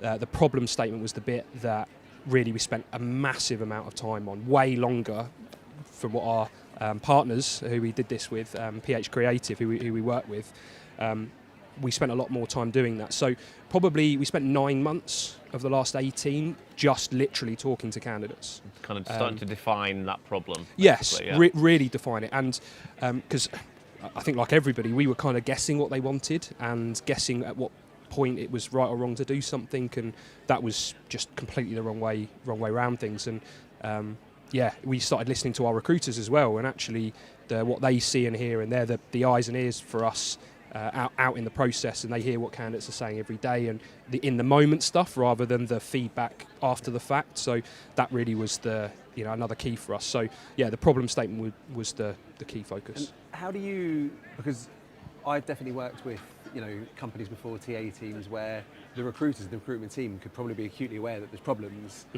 but to get that leverage from leadership, to be taken seriously, to be given sort of investment and what advice would you have for sort of taking that business case and getting it the sort of attention that it deserves? Well, interesting. Our business case was we're not going to involve the business, and it was really we said to them, this is our job. Candidate experience is our job, and yes, there's a big hiring manager impact, and we had to really appreciate that they influence the experience as much, if not more, than what our team can. But realistically, with everything that we've had going on, and just in general, we didn't see it as something that it wasn't right for us to give it to them as a job. And where we've gone, and ultimately where we haven't slapped the paint on, and where we focused on stuff like the mindset and behaviour, and ultimately the capabilities of our team of how to deliver a great experience, where that's led us is to focus on stuff like their influencing skills, their engagement skill, how they partner with their hiring managers to get them to deliver a great experience. So instead of us, like I say, putting on the business, our business case was you're not going to hear from us, not directly, but under the radar, we'll be influencing you to change what you're doing and how you're doing it. So that was probably key. The fact we weren't going to ask them to do anything was probably a really easy thing. How was it received when you actually brought it to them? I mean, well, the first question was, what do you mean candidate experience? Like, what actually is that? You know, so that was probably again a thing that came out of the initial project, was that we really wanted to get to a really clear definition. So when you say candidate experience, what are you actually talking about? And you know, if you'd have asked me that question 18 months ago, you'd have got a vastly different answer to what I'll give you today. And we really wanted that baseline of knowledge and buy-in and understanding from our team and who are delivering that experience of what we're actually meaning when we're saying to you, we want you to deliver a great candidate experience. So, you know, my gun was pointed at technology and clicks and, you know, hoodies in, you know, welcome packs and pictures on LinkedIn of new starters, that sort of stuff. Whereas, we've not touched anything. We've not bought anything. You know, we're not really spent any money on a solution. We've spent most money understanding what it is the problem is, and you could have done that with nothing, you know, in my mind. So yeah. So you talked about that defining that problem. What were the key things that you identified as being problems, and how did you go and sort them? Yeah. So I think the first thing was our team didn't understand what candidates really want. So they sort of knew, and there's a lot of obvious stuff out there. 50% of what we found out won't be a surprise to anybody. Well, it shouldn't be a surprise to anybody in talent acquisition. But ultimately, actually really formulating that and putting it on one page to say, at this stage, this is what they expect, and at this stage, this is what they expect. It kind of helped them realise that this is my job, this is how I deliver it well, etc. So I suppose that was probably where the main focus was. I certainly think in certain cases technology was getting in the way more than it was helping. Yeah. I suppose so. Our ATS was, I mean, it's fine. It's a bit clunky in certain areas, and there was some really quick wins, but it wasn't as much of the solution as I think we thought it was. And yeah, just how we were moving forwards with our processes, how we thought technology was going to play a role in that is very different to where I think we've ended up. So yeah, that's really what I think we learned. Are you starting to reap the benefits now? It's still quite early, to be perfectly honest. So I mean, like I say, we spent 9 months just listening, and not doing anything really, and then we spent a few more months distilling that down into some really sort of actionable insights, and then creating a strategy. And like I say, we haven't bought anything that's going to do anything different for us from a candidate experience perspective. We just focus on engaging that team, you know, giving them the understanding of what candidates want, how they can deliver a great experience, and just subtle tweaks. You know, we were 80% of the way there, is what I would say, but it's that final 20% that makes the big difference. And that's more around behaviours to a certain degree of 100%. Everybody in the 100%, journey. I think the realisation for us really was that the best tech used to deliver experience by someone with the wrong mindset is still going to be a really terrible candidate experience. So the person with the right mindset who's going to deliver a great experience, okay, their job's going to be difficult if they don't have some form of digital or automation or whatever it is around the experience, but you can still do it. But yeah. I always say if you've got a crap process and the wrong people managing that process, if you then put tech into it, you just do all that crap stuff quicker.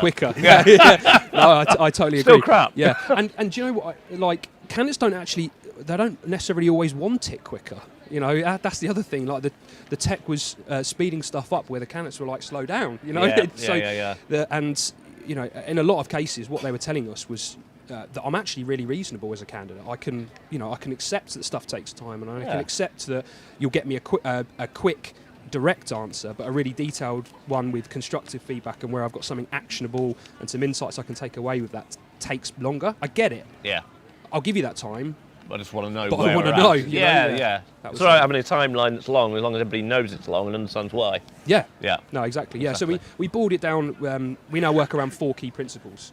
So we call it people matter. So that's human interaction, authenticity, that sort of thing. Pass the torch, because our process is fragmented in certain areas, and you have to hand off to somebody. We talk about passing the torch rather than throwing it and expecting the next person to catch. Think timing, so that's just the timing of each stage of the process. It's the easiest thing to get right and wrong.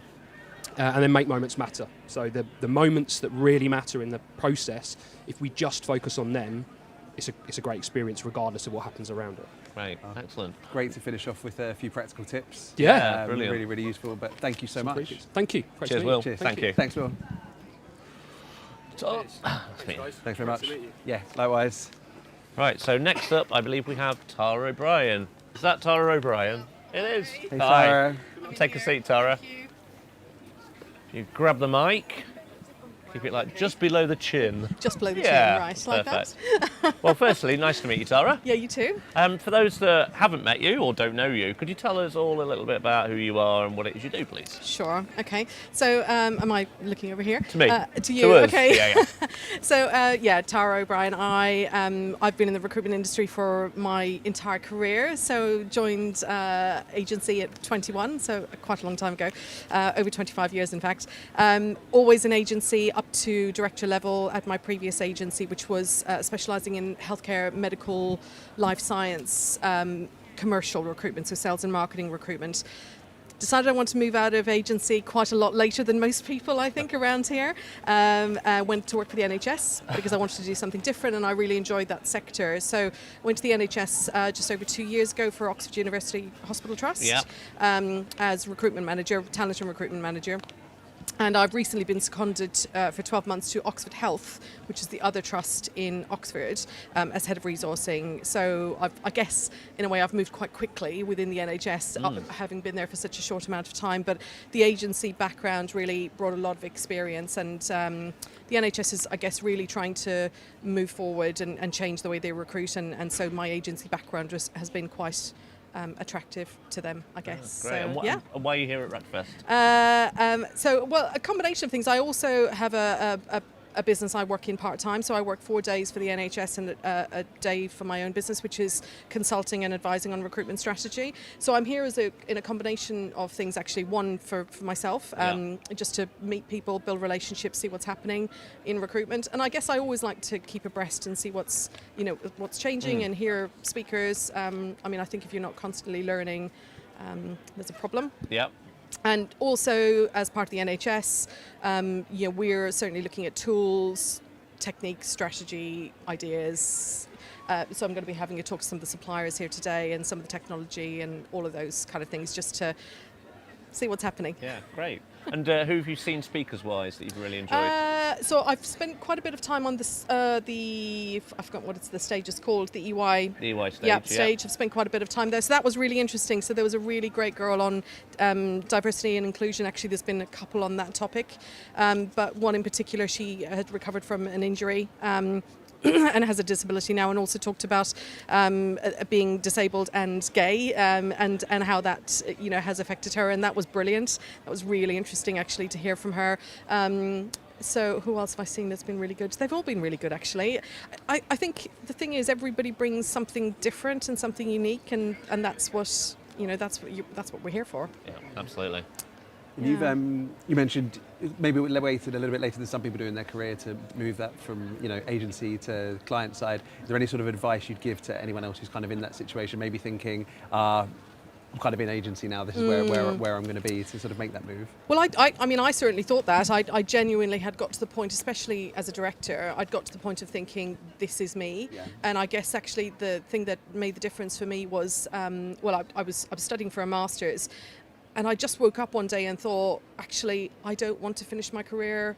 I don't want, because now, I'm in my 40s at this point. I thought, if I stay for another 5 years, this is it for me. And I just thought, actually, I'm not okay with that.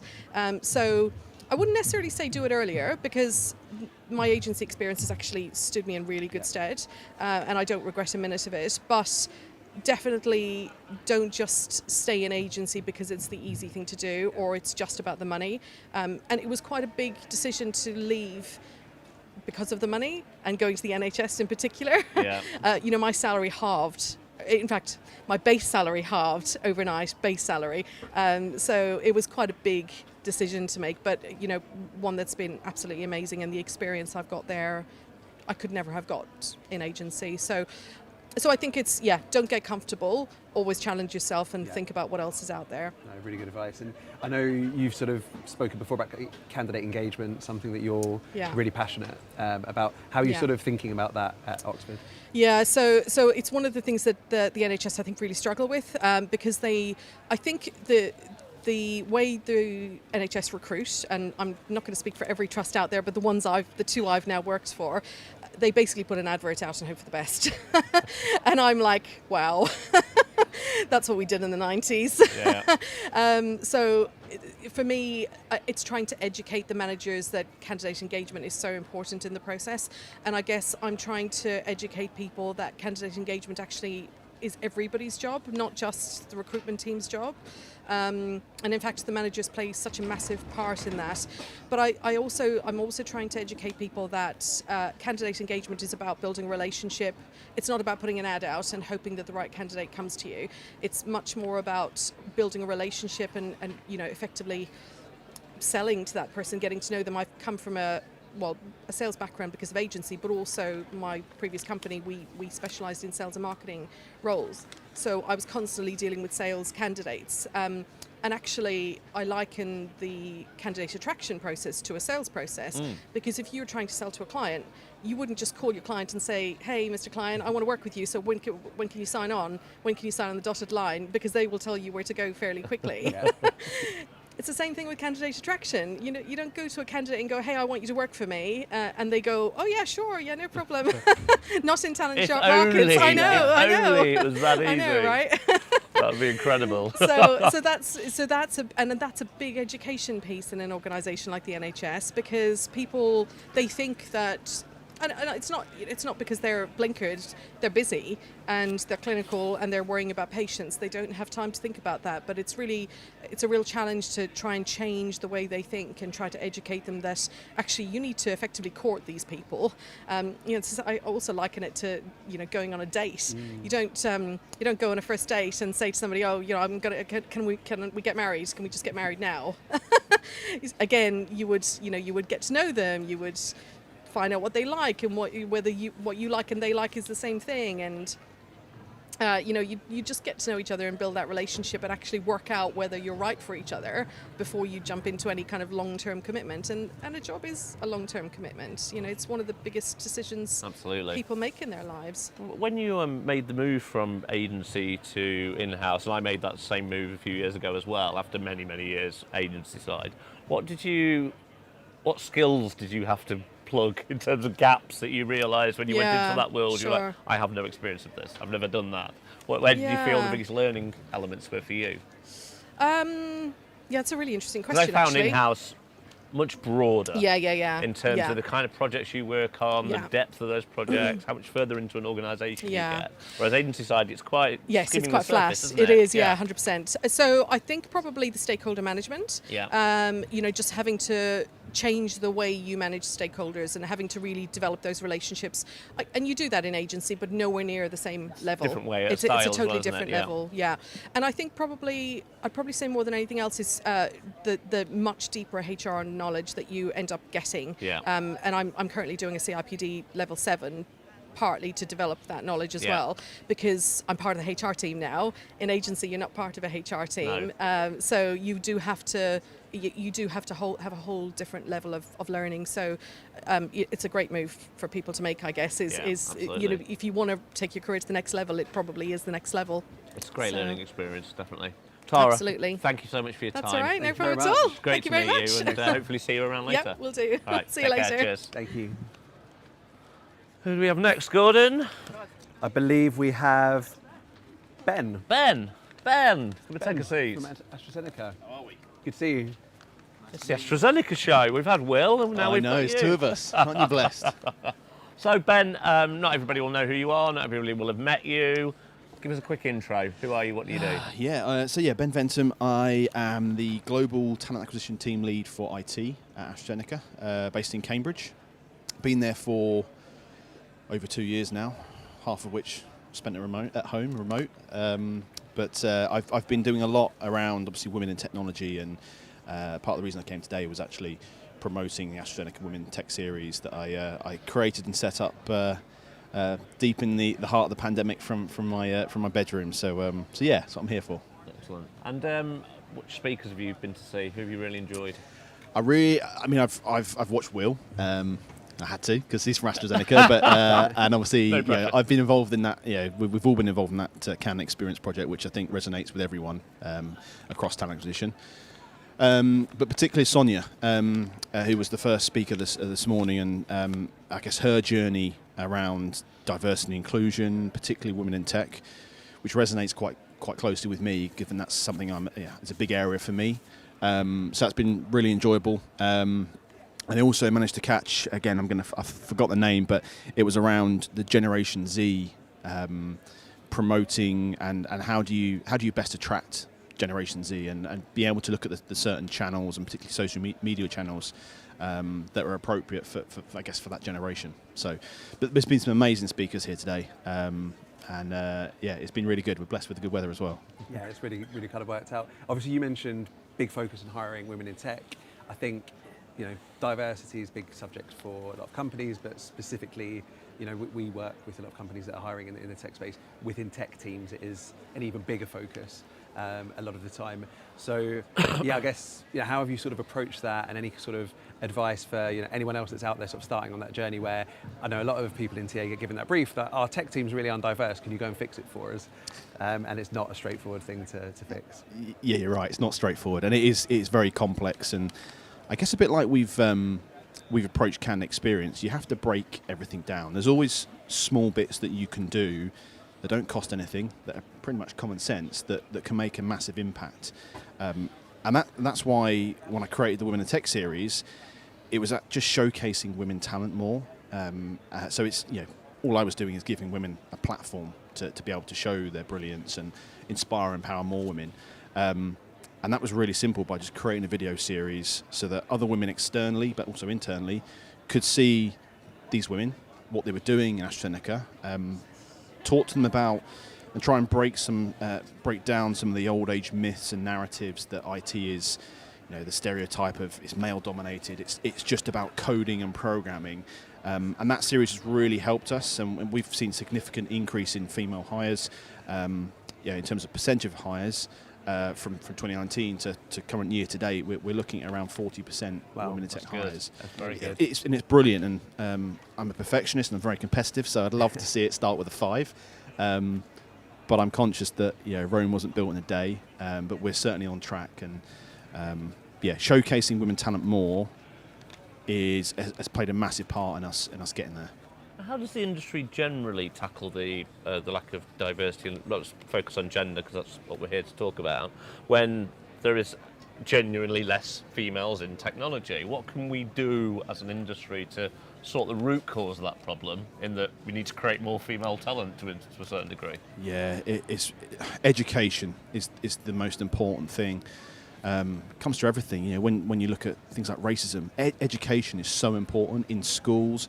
And I think if you look at women in tech particularly, we have got a shortfall in terms of women coming through the education system, and having that knowledge about, because there still is that stereotype of IT and tech being coding, programming, but there are so many other roles that that aren't technical in nature, but still sit within technology. So yeah, loads and more needs to be done at schools, colleges, universities. They need to know the breadth of the technology market in terms of roles they can get into and where that can lead. But also they need to see more role models, women role models, because that's key. You know, when you're growing up, as you know, when I grew up, you know, if I look at it from a sport perspective, you know, you have so many sporting role models, and I used to love rugby and Johnny Wilkinson, and you know, and that for me was like, I want to be him. You know, women growing up and young girls, they need to be able to see women in tech progressing into senior roles, because it's so important that if they can see it, they can be it as well. Because even tech entrepreneurs, it's like the female to male ratio is pathetic, isn't it? Yeah. It's like 2 in 50 or something like that. Yeah. And I think seeing women not just being successful in a larger organisation's technology team, but starting up technology businesses and growing them and then exiting and that kind of thing, it's all going to help ultimately. Yeah, definitely. And then the women that make it to that level, they've got a huge responsibility to play their part in educating and promoting themselves, which can be difficult because especially if they're running a company, they've got other things to be doing. But it's really important, and that's why the more role models we get from women in tech, the quicker gender equality becomes lesser of an issue. What drew you to the topic? Good question. Well, I've worked in tech all my career, and I consider myself someone that's very privileged, especially being at AstraZeneca in a managerial role, controlling some of the strategy when it comes to tech hiring. So it's doing the right thing. Yeah. Because equality should be there for everybody, and I've got some power to do that. You know, I can influence stakeholders internally, and I can, like the Women in Tech series, I can pull people together to be able to showcase talent and make an impact on this issue outside of AstraZeneca as well. But even that stuff aside, actually, if let's say you are cold-hearted and you don't give a monkeys about equality, commercially it's the right thing to do as well. It brings creativity, better problem solving, diversity of thought, and all that kind of thing. 100%. So even if you don't get or you're not interested in the diversity angle, from a business perspective, it's the right thing to do as well, isn't it? Completely. And there's so many studies that are out there that show the commerciality, the increase in revenue, the diversity of thought that you get from different genders. It's so important. I guess to me, I don't look at it that way. I look at it from I want to do the right thing, and from a really personal, deep perspective. I have a young daughter, and like anyone who has children, you want them to grow up in a world that there are equal opportunities for everybody. I'm not, by the way, the cold-hearted one who doesn't get diversity. I think people will know that from today, won't they, Gordon? But some people are. Yeah, some line managers either don't get it, don't want to get it. Yeah. So you can still win the battle. Exactly. It doesn't matter actually why they do it ultimately, it's that they do it. Yeah, I agree. Sounds, obviously you were talking about like 50%, like pretty ambitious, aggressive goal, but you know, full credit, and hope you're able to get there. But kind of aside from that, looking ahead to 2022, what's the sort of next part of this strategy when you're looking at women in tech? What's coming next? All trade secrets here. The Women in Tech series has been brilliant. It does need to go up a layer because you can never stay still in this arena. What's been great is that it's had such a significant long-term and widespread impact. And I've interviewed women across the world from different levels of seniority. I'd love to do some more events like this, bringing people together. There's so much more you can do. There's social media plays a massive part in this as well. And I really would love to start doing a lot more with early talent, getting out to schools, colleges, bringing those women in tech that feature on the series into schools to do talks so that they get to, ask them those personal questions. What did you want to be when you grow up? How did you get there? Or you're really senior. Did you know you wanted to be a manager when you were young? Or how did you learn those skills? That for me is so important, and I'd love to invest more time into that. Yeah, that'd be very cool if you're able to do that. Yeah, that goes back to the point about tackling the root cause, doesn't it? Again, so exactly. Excellent. Ben, thanks so much for your time. Thank you very It's been much. an absolute Cheers, pleasure. guys. Really nice to meet you. Thank you. Cheers. Thanks, Take care. Thanks a lot. Right, we're going to wrap up for, how long are we wrapping up for? 10 minutes. So we'll be back at 3:10, and our last 3 interviews of the day will be with Tony DeGraff from Smart Recruiters. Everyone knows him, Bill Borman, and then we'll finally close with Tom Davis from Amiculum. Amiculum? We'll need to check with him when he gets here. Yeah, we better check. But anyway, see you soon, guys.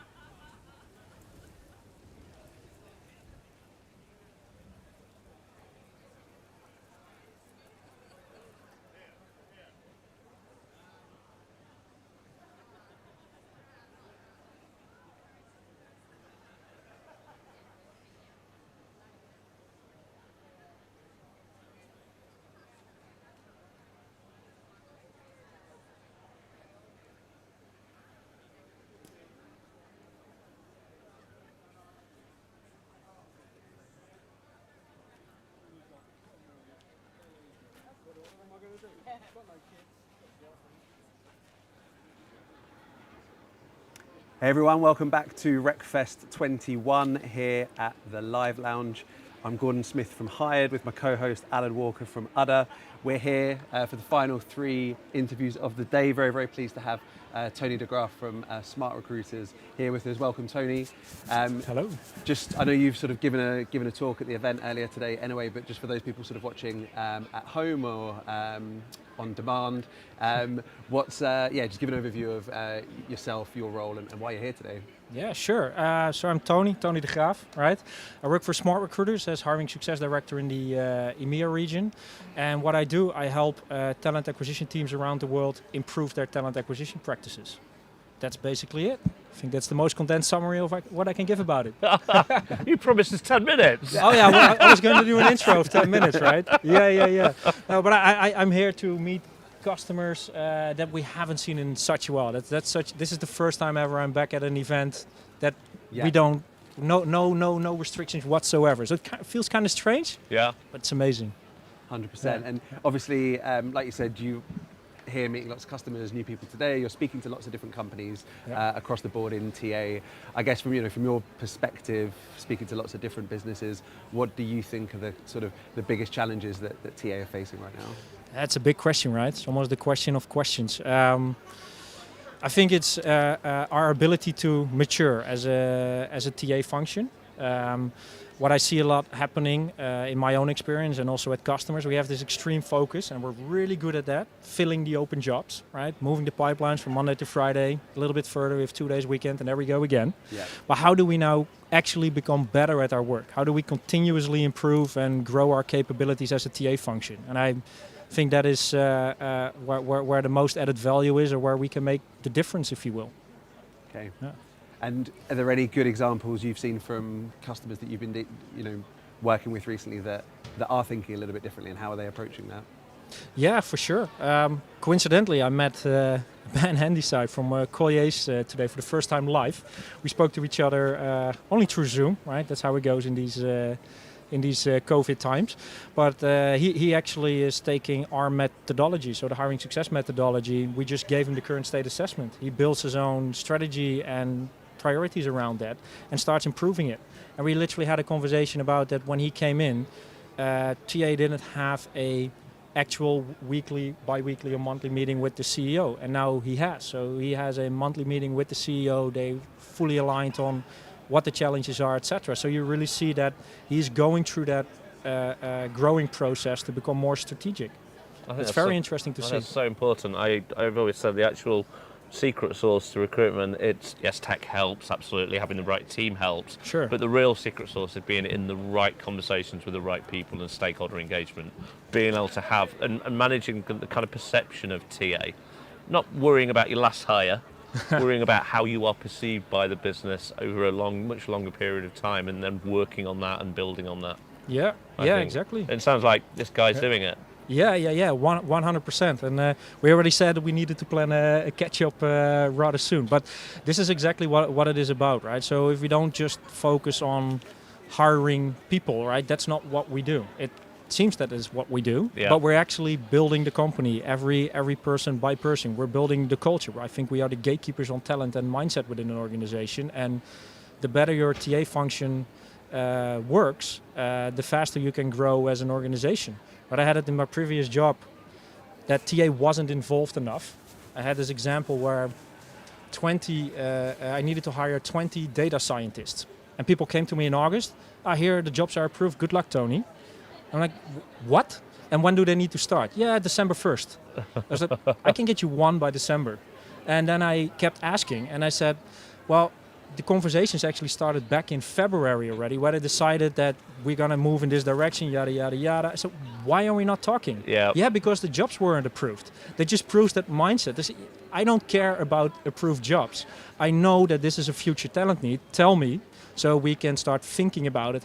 Where are we going to get 20 data scientists from in a couple of months? You can start talent pooling, you can do some events, there is a million things that you can do. But that automatism, we talk to recruitment when the jobs are open, also doesn't put us really in a position to think ahead. No, and that's the difference then, isn't it, between a service provider and a proper, genuine strategic partner. Yeah, exactly. Yeah, the in-house recruitment agency versus a real talent acquisition department. I think you hit the nail on the head on what that difference is, and it's also hard to develop yourself in that direction, right? I've been there myself, and then the first time you come in the corporate side, you think how recruitment works, so you start applying your agency capabilities within the organizations, and then hiring managers have slightly different opinions, and that's hard, right? So it's a learning curve, but I think the most important thing is that you keep talking about it, and I can't see that talent acquisition is fine to operationally, functionally report into the chief people officer, CHRO,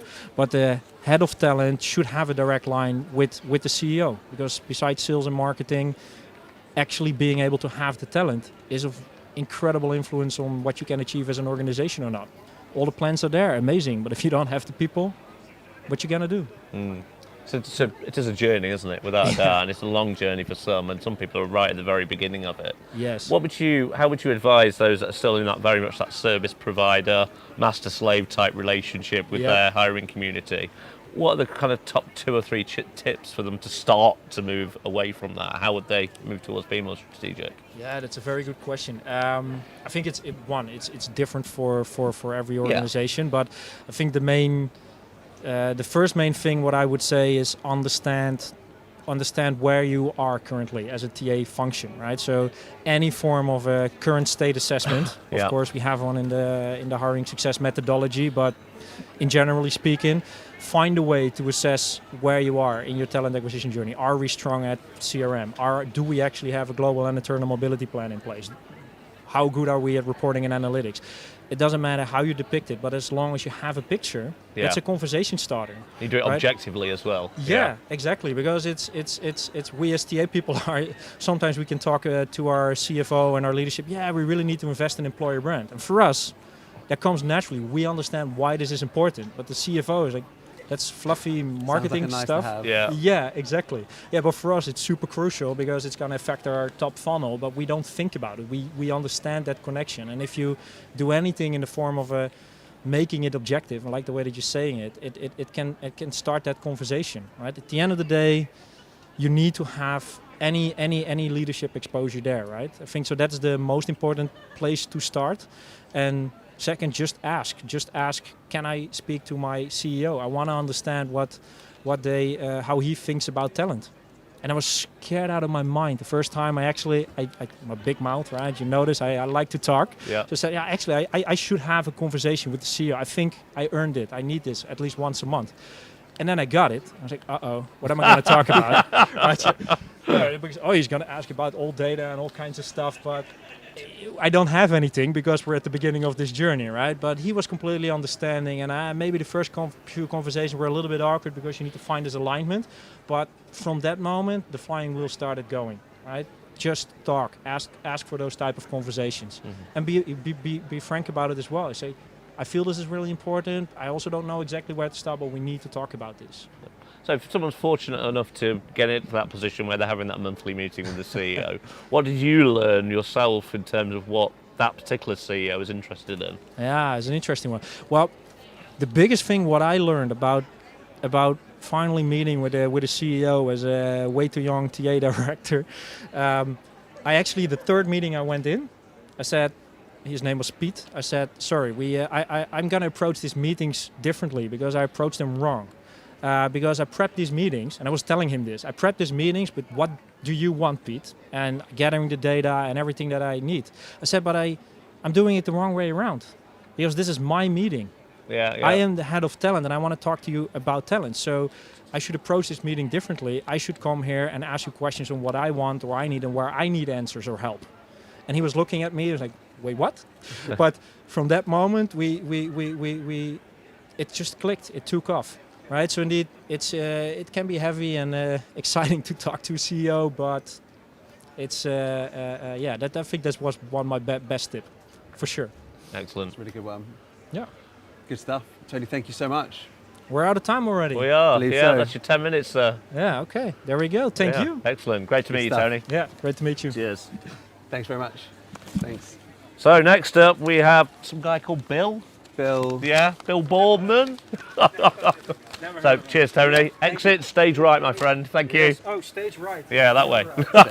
There you go, sir. Take a seat, Bill. Do I need to hold up the microphone? Or You do, yeah. You need to hold up a microphone.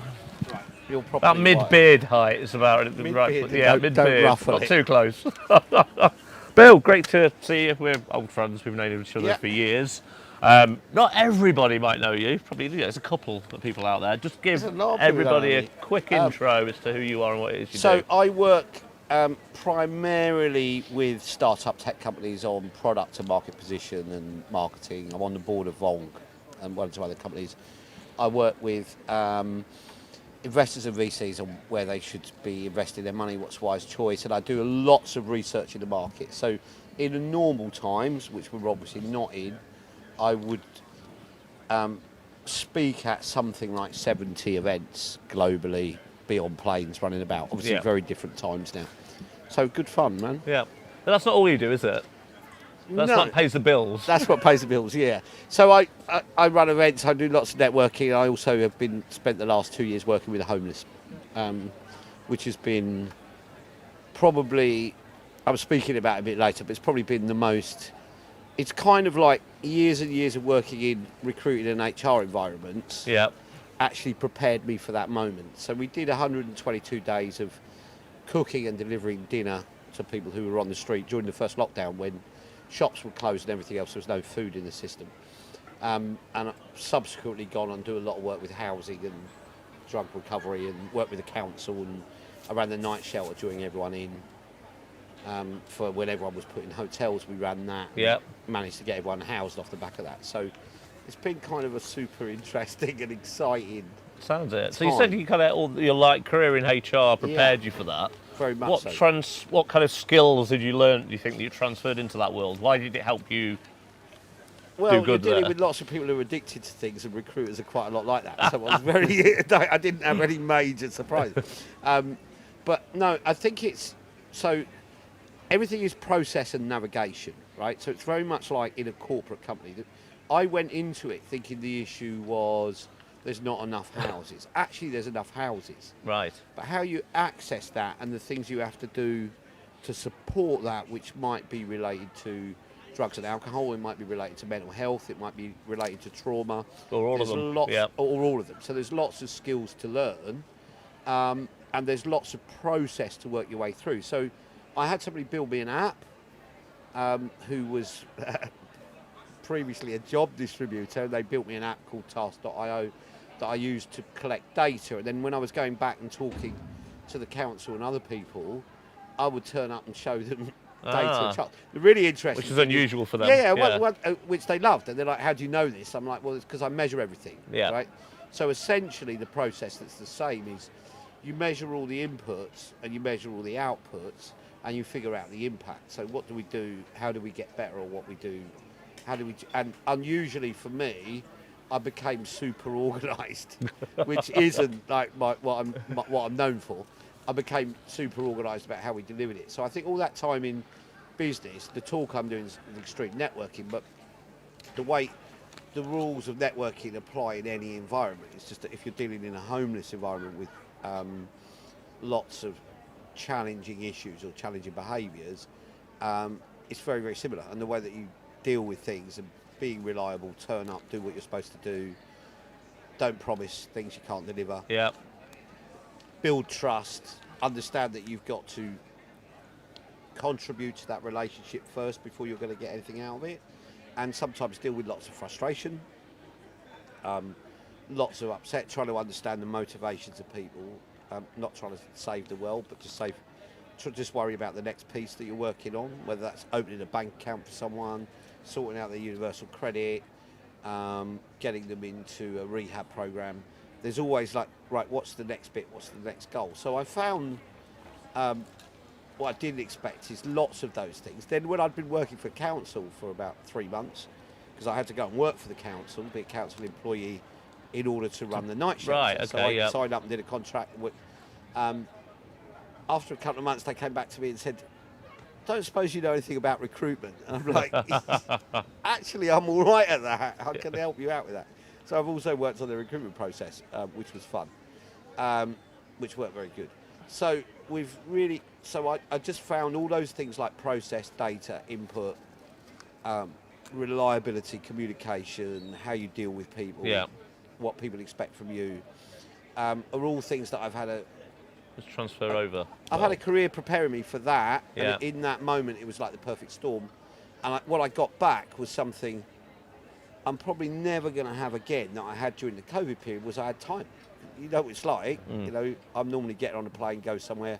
Normally, I would never have had time to go out and hands-on and do it. And I actually think, even if I look at that in recruiting circles, I don't get a lot of time to actually do recruiting. So sometimes there's a risk that you're getting too far from the coalface. Do you think? So I think. Oh, sorry. Yeah, go shoot. I was going to say, do you think if there's people, listening or going to listen to the talk later, who a bit inspired by what you've done in terms of, partnering with, in your case, homeless charities, they're thinking, I could do that, my team could do that, and lend a hand. Like, how would you suggest people kind of start out? There's lots of ways of doing that, but I think what's more important, right? So this is what I've learned. What's more important is we have to look at it. So I came at this from a point of end of a general election, end of Brexit, blah, blah, blah. Anyone who knows me knows I'm reasonably left of Jeremy Corbyn, quite socialist in my outlook. So lots of disappointment, lots of angry Facebook rants, and up to that period of the election and Brexit, I was living in a bubble, working, campaigning with people who were like me. So my whole world said, this is like lockdown, certain change of government. But that didn't happen, and there was a lot of disappointment. And what I decided from that point, actually before COVID came along, was I can't change the big pictures, I can't change the government policies, This is what's going to happen. We're going to have a lot of positive poverty and so on. I have to start figuring out what can I change in my world that's going to contribute it in my way, whatever that is. And I started off with a perception of what that was going to be. I thought that was going to be a trustee of a charity raising money, or I thought it was going to be, I'd started running an originally I was going to run employability in prisons, because I thought, well, I've got good recruitment background, I've got connections with lots of companies, I could go into prisons and do that work. And then it became immediately connected to the homeless. So I think for everyone, it's looking at your immediate world about the things that you can contribute to. And that could be anything. That could be as simple as that guy you see sitting outside Tesco's asking you for £1 that you cross the road or whatever, that you actually buy him a sandwich and just acknowledge his existence. When you're out in the town. Even if you haven't got the money, that you actually acknowledge him and say hello. And I know those things, which seem like very small gestures, actually do change people's lives. Mean a lot. Yeah. Now I think I can apply that back into recruiting, and when we talk about things like candidate experience, quite often it's small gestures through the process, like giving someone some feedback or telling them they've not been successful, right? We were talking earlier with Will Dempsey about exactly that. It's not big picture. At the end of the day, when we talk about these things, I can make my world a bit better. I don't need permission to go and do that. I don't need budget to go and do that. I can look at my world and say, what's a few things I can do? What's some basic human kindnesses that I want to extend to someone? And whatever that is, I think that's in everyone's power. Yeah, stuff that's in your immediate sphere of influence. In your control, your Yeah. influence, right? And if we all go and do that and just worry about my world, I can't change the big picture. I can't fix homelessness overnight, right? We've gone a lot further than I thought through the benefit of there having been a pandemic. But we've gone from, there's about 15 people homeless in Northampton, there was 150 when I started out. Now, there's a load of people that take credit for that, so I'm not trying to put myself up and say I fixed that. But we were all generally travelling in the same direction and working together, right, in the right way. And a lot of that is a lot of people just genuinely looking and saying, what can I do to contribute towards?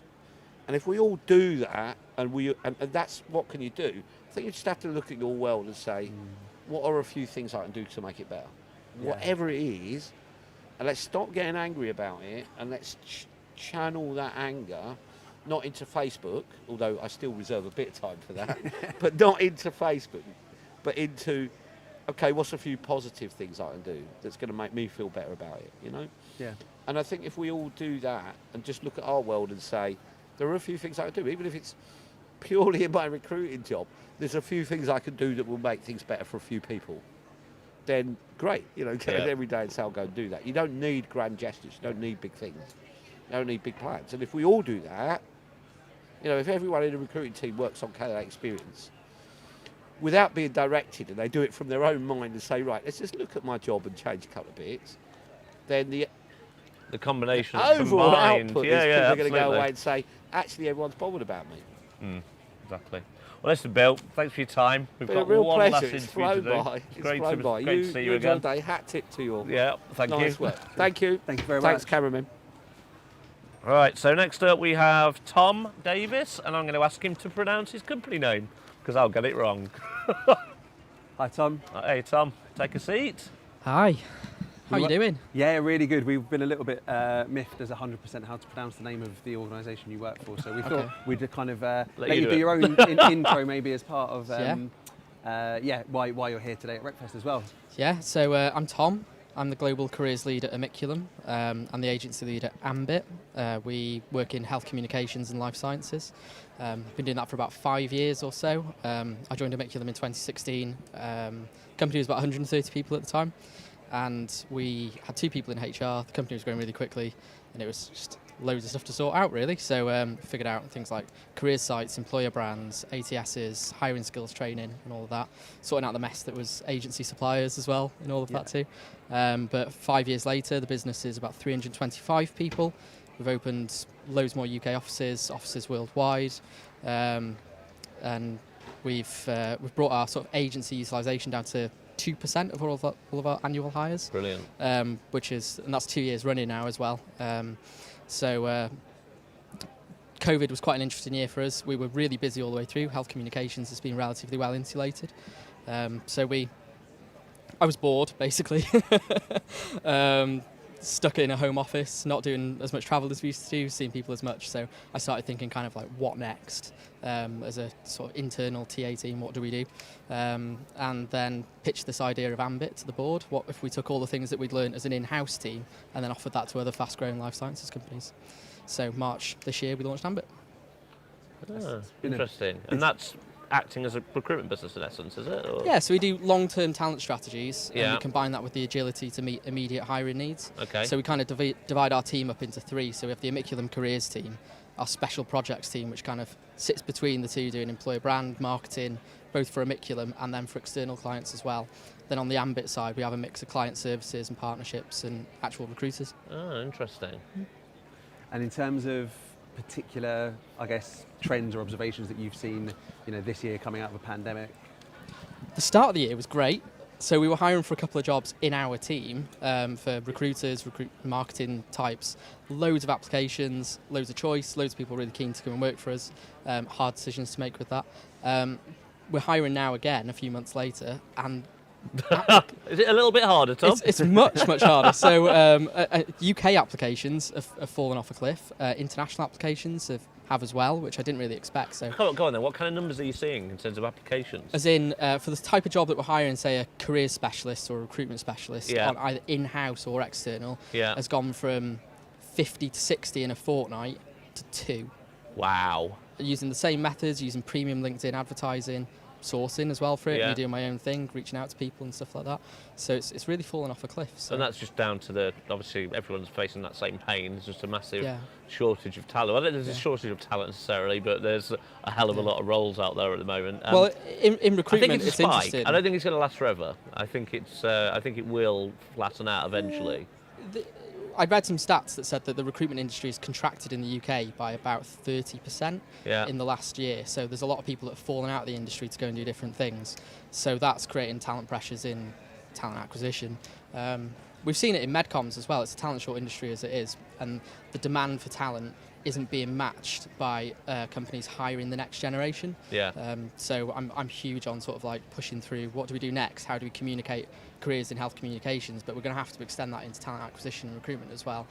Because we at half one we were on the speaker's corner with EY. And we did this little sitting and standing exercise to kind of gauge the audience. And the first question was, stand up if you felt that you fell into recruitment as a career. Everyone stood up almost. And everybody stood up. And I did. I would all have. of my team did. But bar one chap in my team who was like, yeah, recruitment's going to be great. Yeah. So he's a complete outlier in terms of data. But so we need to communicate talent acquisition as a career path.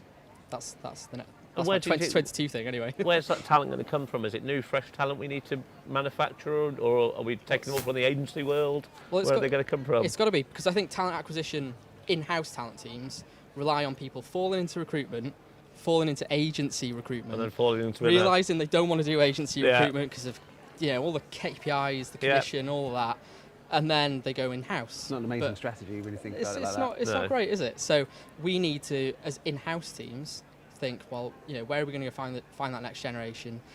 What would I have appreciated when I was a student? So we do a load of that academic outreach with universities up and down the UK.